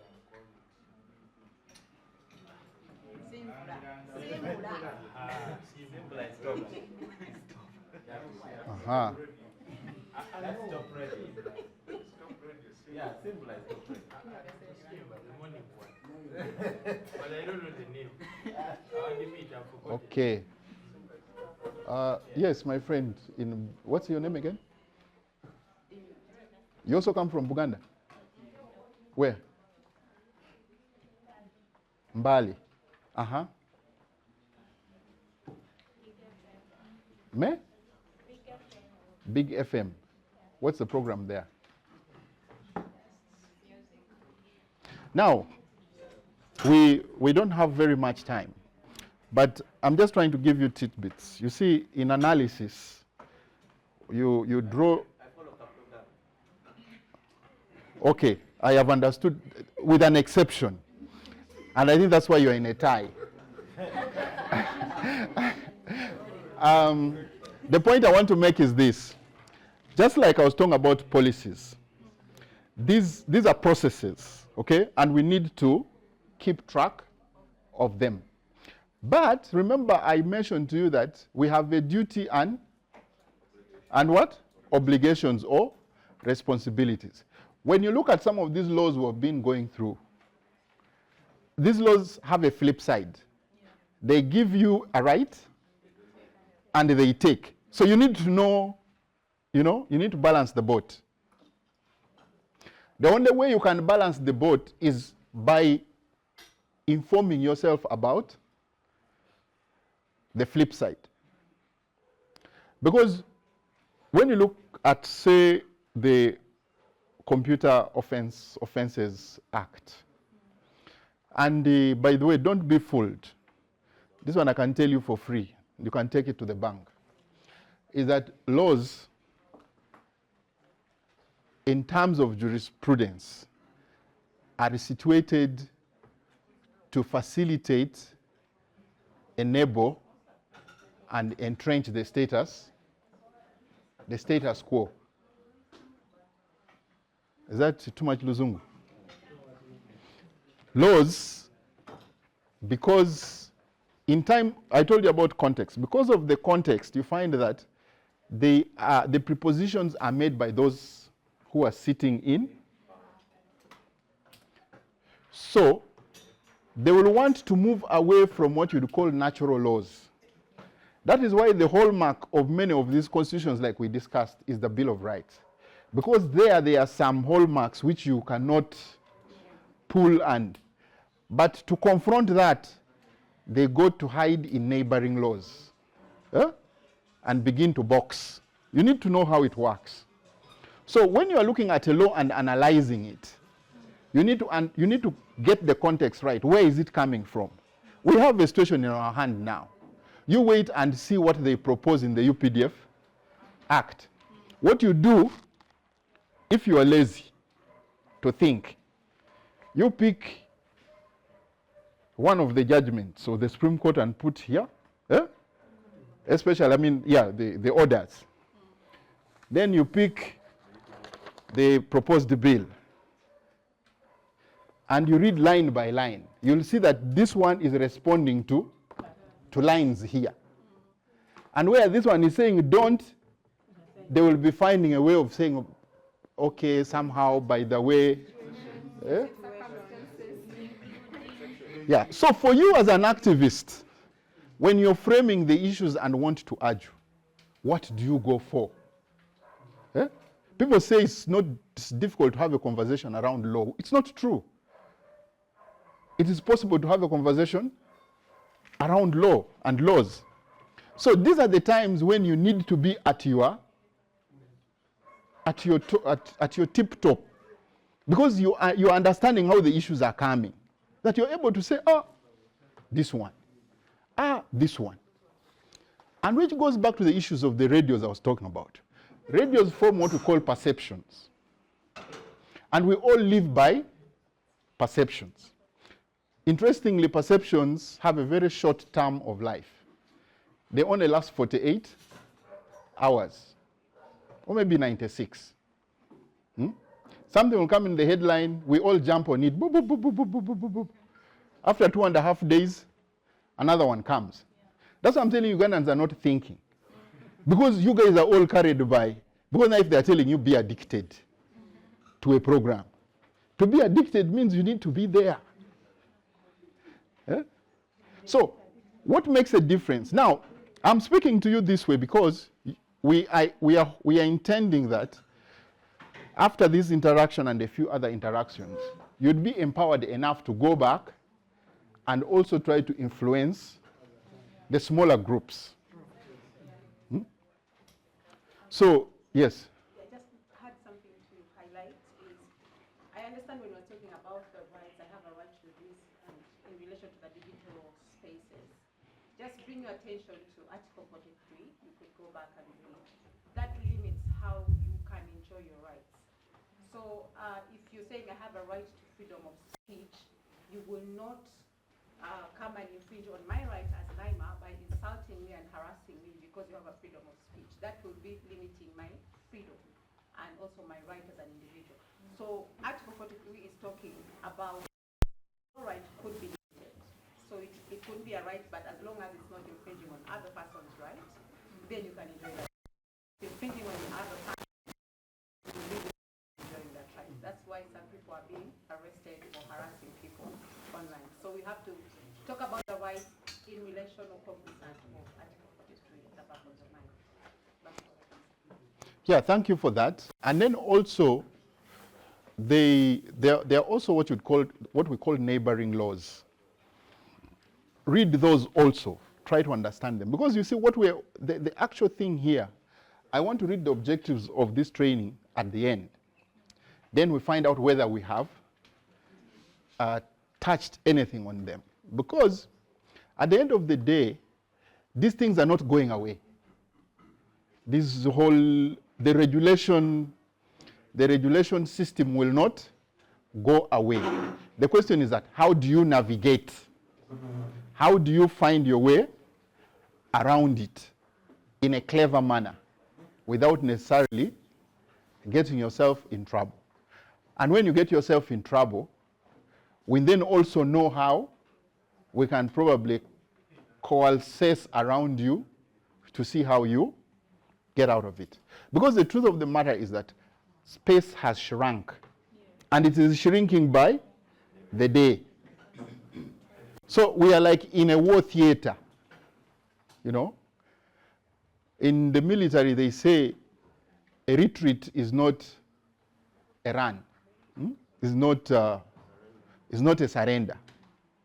If I try to come through this door and I realize you've put a big gun there, I will pass through here and hope to, even if I walked another 10 miles to come back and strangle you from the back, if I catch you asleep, I would have still gained what they call a tactical advantage.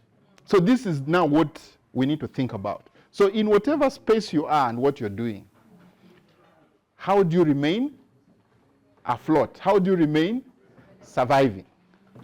You had examples, because there are so many people now who sit and just think about a drone and are like, I will not even tweet.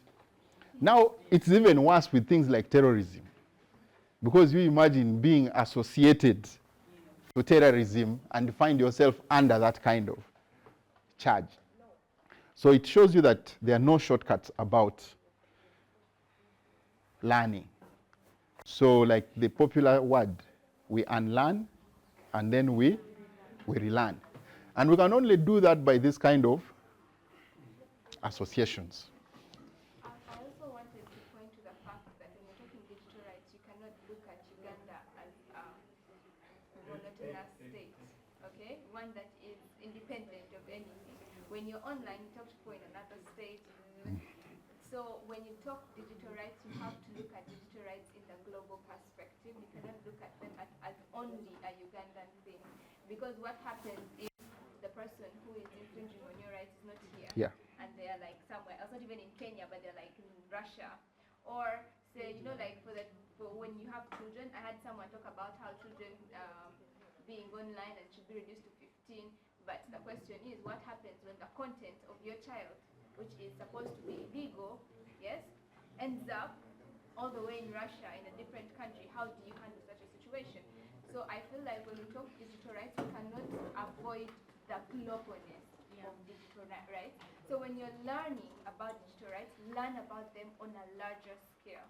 Don't let us internalize the Ugandan context, but when it comes to digital rights, you have and you cannot avoid the globalness of the situation. Because at the end of the day, you're not going, like, your information doesn't stay here. Even when you're talking privacy, people who are mining your information, they're not here. I mean, you've never read the terms and conditions of WhatsApp. I'm willing to bet everyone here uses WhatsApp. But you know, somewhere in your WhatsApp terms and conditions, there's one specific clause that says they have rights to all your images, all your information that you post in the group. So it doesn't matter if it disappears, as long as you posted it and they have it on their servers, they can use it the way they want. So if you are sharing your nudes somewhere, well, WhatsApp has access to you. So all I'm trying to say is that you cannot ignore the globalness of digital rights and, you know, digital citizenship. So yeah, that is what I wanted to contribute. Yeah, sure. What you're saying is right. I think in the exercise of looking at the articles, there's an element of international law that came up. I think the international statutes, and maybe we again need to know, it goes back to the processes. We need to know that under legal framework or system is the subordinate to regional and international laws or statutes. Yes. I'm a bit That word. Because when you say we have to look at what at a global perspective, I always hear our friend lawyer Maviris going to East African courts and winning what cases, but they end up doing what academic, what exercises. Yes. I'm worried. Yeah. Now you see, the When here is defeated, he goes to what East Africa. You, He wins, but it remains what.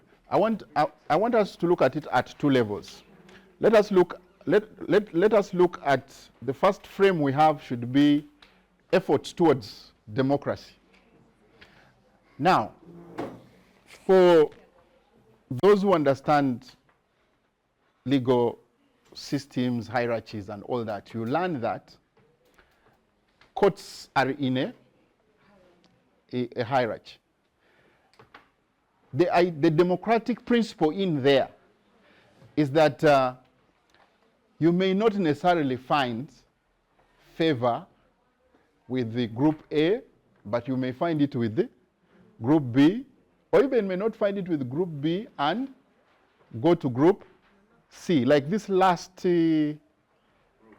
ruling we had is from the highest court. For me as an academic, I can tell you that maybe the best I see in that ruling is its precedence and historical holding or moment in it. Because that one, you can never take it away. It is written and in indelible ink. Even if you argue it otherwise, just like some people are opposing it, that is okay. The history bit will not change. Now, that contributes to jurisprudence. The students who will be learning law tomorrow, the other day, and the other day, will always be making reference. And this case informs our political growth and formation. So you'd say that it also contributes to the debates in Parliament. That tomorrow, these guys may be around and refuse and but they will go away one day. If they don't go away physically, at least the invisible hand of Allah will take them, and which is a good thing. Because then those who will be there at that time will have this feeling of deja vu.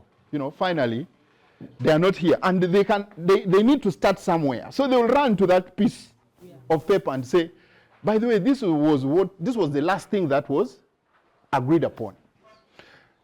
Now, the other way to look at it is the opportunity in globalization. Like she pointed out, we cannot hide away from anything now. You see, a decision was taken in New York, but there are people who are already unemployed in Kampala here. So there are things you cannot wish away.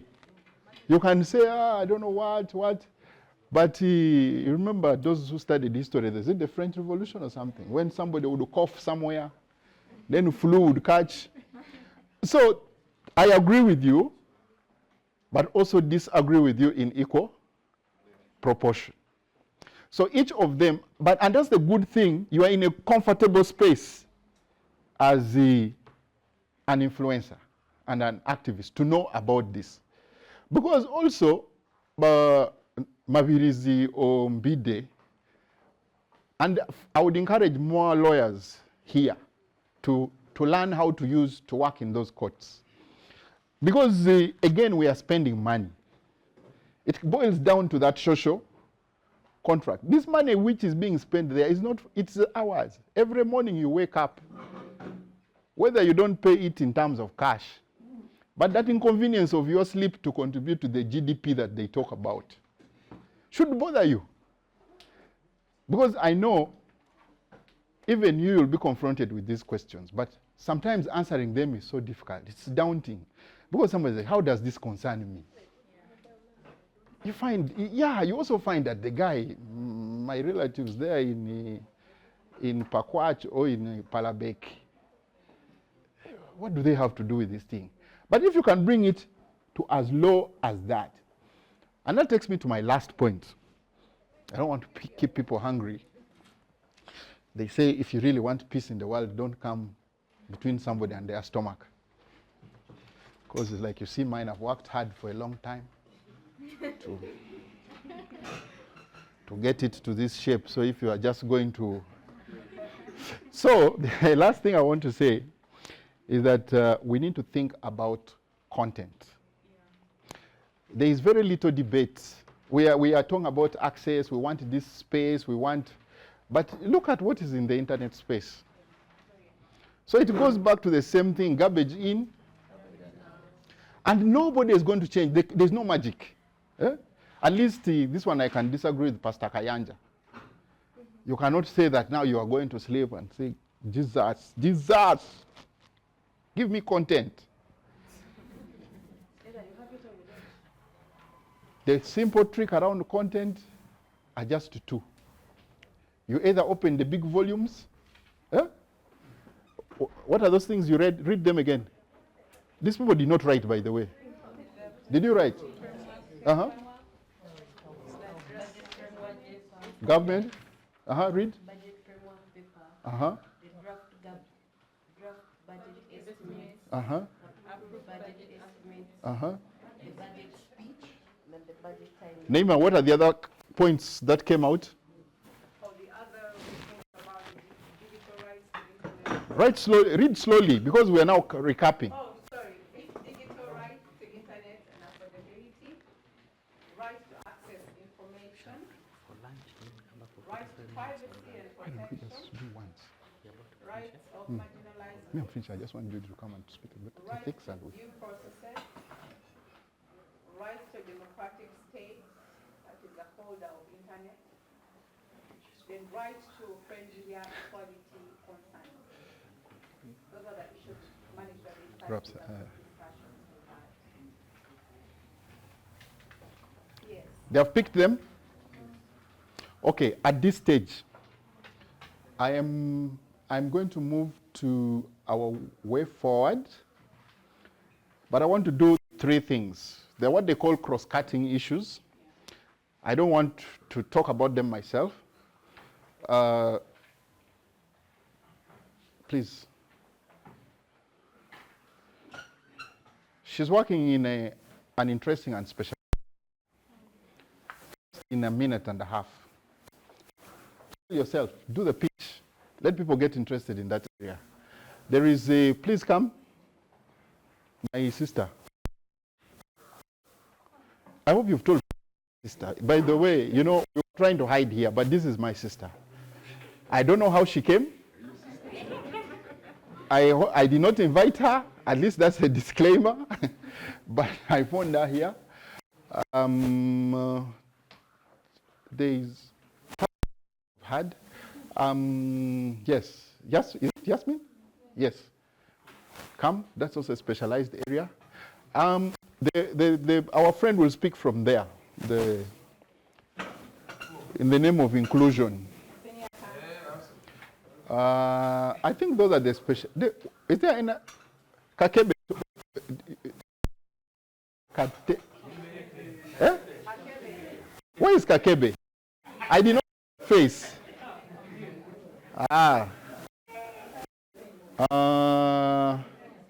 We're looking. We want to try and look at the cross-cutting issues. We've summarized the issue of process, okay, but in relation to budget. But I think we also need to go into other special areas, whichever area you are in, health, gender. Go read those policy papers. That is a starting point. They are very important. Then, yes, people like Akebe Innovations. Those are very important. Now, let's listen to these people. Each of them is speaking. Start with you. The media. What are you doing with the media? And you talked about women in. Please. Okay, so with the media, we specifically work with female journalists. I'm also a former female journalist who was kicked out of the newsroom because of online harassment. Sorry? Yeah, sorry. Okay. Yes. I was kicked out of the newsroom because of online harassment. And that's why it's one of the things that prompted me to start Gender Tech Initiative Uganda. So now I'm also supporting fellow cyber security skills and also offer them mentorship and opportunities to thrive and have many female voices in the newsrooms. That is what I do, among other things. Thank you. Oh, yes? I'm also a podcast host. It's called Gender Tech Initiative. Gender Tech Podcast. You can check it out on YouTube and other platforms. And give me a follow and subscribe. Yes. Everyone, my name is Akelo Dara. I'm a lawyer by profession. I specialize basically in intellectual property, and I'm someone who is interested so much into intellectual property and sports. But for today, I'm here for technology because also now as Talent for Wealth, we normally help startups to learn how best they can package their inventions for them to be able to register it and it be protected under the law and intellectual property so that nobody else can steal it and own it, especially when You have the last 15 minutes. they cannot You have the last 15 fully minutes. take it. Maybe they can get a license on which in the end to get some money from it. So how is it related? No, just wrap it up because we're. For example, if we have inventors who are not ready, like for the market, who have come up with inventions which cannot be protected under the law, these are the people who are to not affect the digital rights of others. So the good thing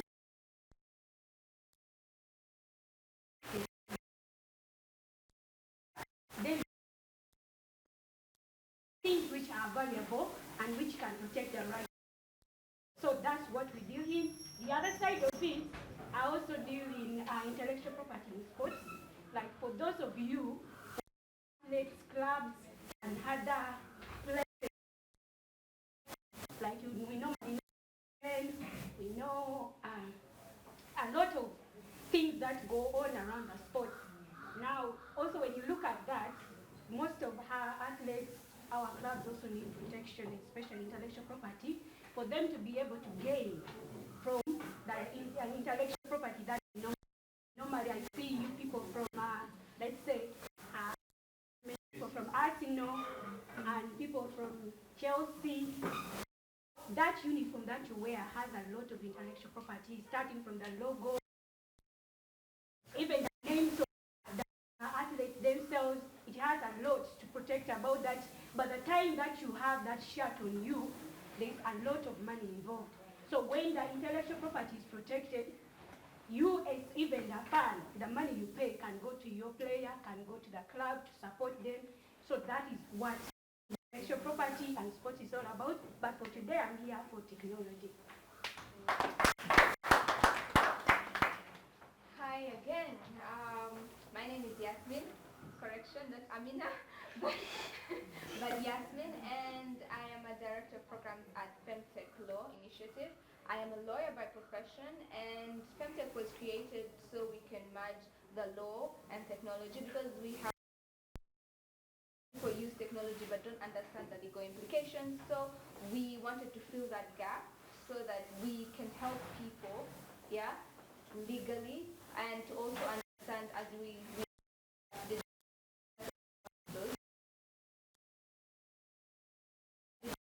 under Femtech, we look at digital inclusion.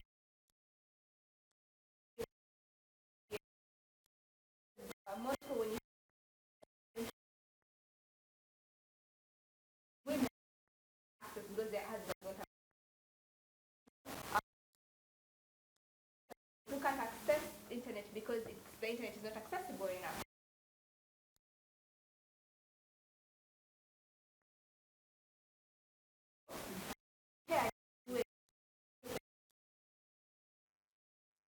Barrier all over websites, government websites.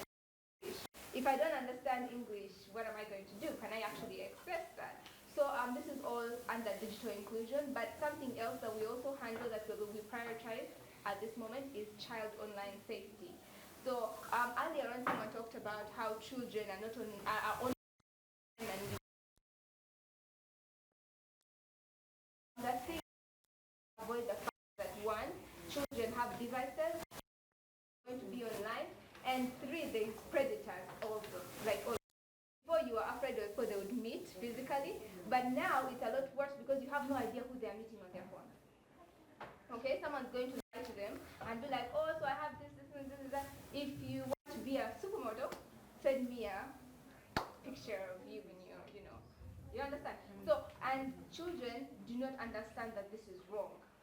So we are also prioritizing child online safety in Uganda because we feel that in as much as our children are online, they must be safe and we must make sure that they are protected. So I feel like this is also something that we are looking at. And we also looking at policy directives and policy advocacy in the line of inclusion and online safety. Thank you. Those are wonderful stories, aren't they? I'm sure your stories are equally fundamental. So I think, please sit. You have to, I don't know whether, I wish you told us how to simply verify. Maybe you will assist Judith when she comes to do her talk around ethics and some of these other things. There's this issue of misinformation and all that. I think she's going to handle that. But I saw something interesting. I could not clarify how true it was. Somebody shared a story, whether it was true or not, but it intrigued me because this lady says some people broke into a house and she actually goes to add that they were nice robbers or thieves because then they started very systematically. They were like, where's the diamond? Where's the diamond earring you got from your sister in Dubai? So she was like, okay. She went picked. Where is and then the next, and then the next. And then they're like, yesterday you guys had a cake, a forest cake, and where are the remnants? And every time she thought it was finished, they were asking. So all that,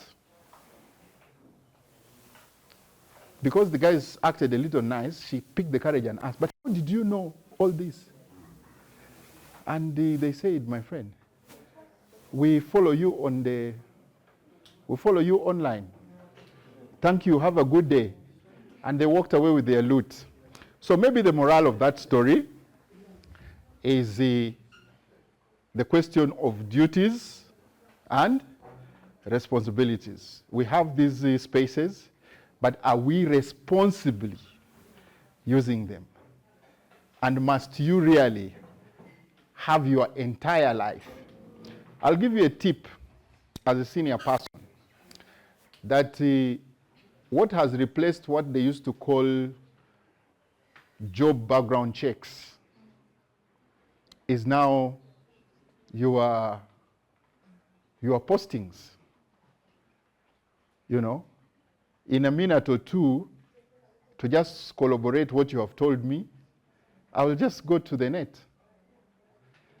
You know, so when you tell me you're a serious feminist lawyer and all this, and then when I go to check, you are at the beach and you're in Gomez's, anyway, okay, for another day. So I am concluding. I'm going to pass a paper around because we don't have much time. And our way forward, I want you to speak to the points that were read. You don't have to read them again. But let's look at those elements of rights and try to just propose on a paper. And the paper, in that paper you should be saying, let me read it as I framed it.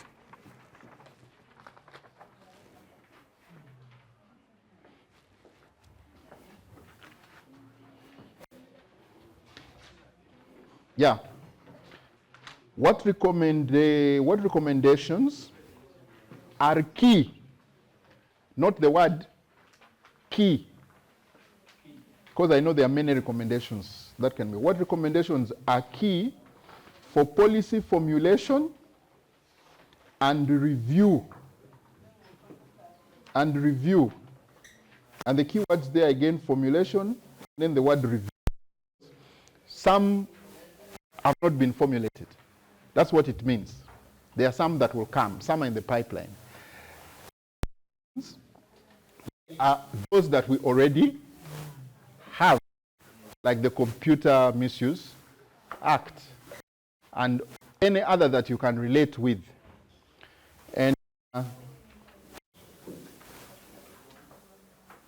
yeah, review for digital rights enjoyment. The other word which is key is rights enjoyment. I will leave my email address here. I will encourage that you drop me that recommendation on my email so that we go digital, isn't it? Asante sana.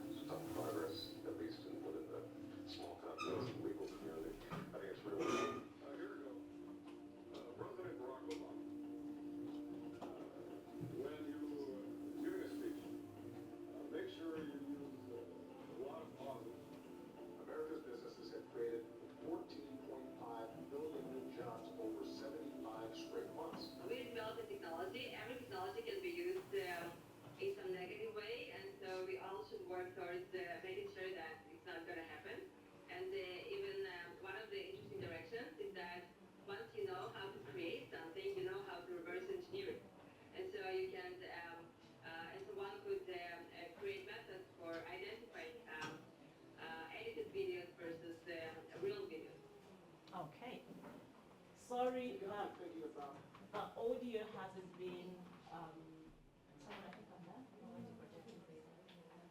think, sorry. Well, okay, so sorry the audio has not been as loud as expected it to be, but have you got the message? You've got the message though. So this was 2017, and the whole concept of deepfakes at that time was still, I think, new, even to us here. I think that was the time many of us were hearing, oh, deepfakes, deepfakes. I think this Obama video is probably what brought the whole concept of deepfakes out to the fore. We didn't know how long it would take before it got to us here, but now we have them all over the place. So we're talking about digital ethics. We're talking about the civic internet, information integrity, issues of manipulation, how to manipulate voices, faces, movement of people, and how do these distortions impact not just the civic space, but also politics. We've seen how deepfakes and generally information distortion shapes also narratives, especially during political seasons, which we're getting into. If you were keen and observant during the 2021 elections, you saw how our social media spaces were also used to manipulate narratives, okay? But it takes a critical eye to actually understand that you are being manipulated. A lot of times you engage in these digital spaces, you follow conversations, you even comment without thinking that, okay, what is the agenda of this person that I am following and commenting, okay? So that's the conversation we're going to have today. How do you become critical and discerning of content online? I'm not going to be a teacher. We are going to, again, have an interactive session so that we learn from each other, all right? So I think I'm going to also use Dr. Charles's approach and have us in groups, but I just wanted to have 3 groups because we are running out of time. I want one group to talk about the issue of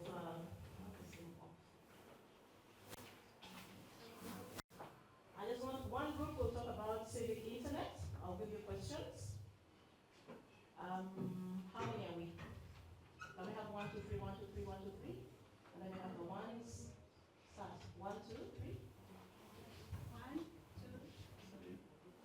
1, 2, 3. 1, 2, 3. 1, 3. 1. You're 1. 2, 3. 1, 2. 3. Okay. 1. Ruth, you're 1? No, 3. 3. Okay. You're 1? 1. 2. 1. 3. 1. Okay, the ones. Group 1, you'll handle civic internet. Group 2, you'll handle information integrity. Group 3, you will talk about digital ethics. We're going to just have an interactive session, learn from each other. So when it comes to the civic internet, I'll give you questions. Of course, what exactly is it? What is the civic in civic internet? In other words, what makes the internet civic? Okay. Why do we need a civic internet? How can we also be critical consumers of information? And how can we ensure that we share content responsibly? Okay? I think that will just be it, and then we shall pick it up from there. Group 2, information integrity, will be pretty much the same questions. The concept of information integrity. What are the key ingredients of information integrity? What makes information trustworthy? Okay, what makes it? What basically makes it that information that you think is of integrity? Why is it important? And of course, what are the challenges to information integrity? And then also digital ethics. We shall talk about That's group 3, right? Digital ethics, again, you will have to explain to us what digital ethics is. How do you ensure that as users of digital spaces, we are ethical? What are the parameters or guidelines of digital ethics? All right? Very simple questions, things that we do every day. I need, how much time do we need? 5 minutes each? 5. Okay, so if you could just have those groups, do them in 5 minutes, and then we have a conversation. Right? So the 1s, the 2s, and the 3s,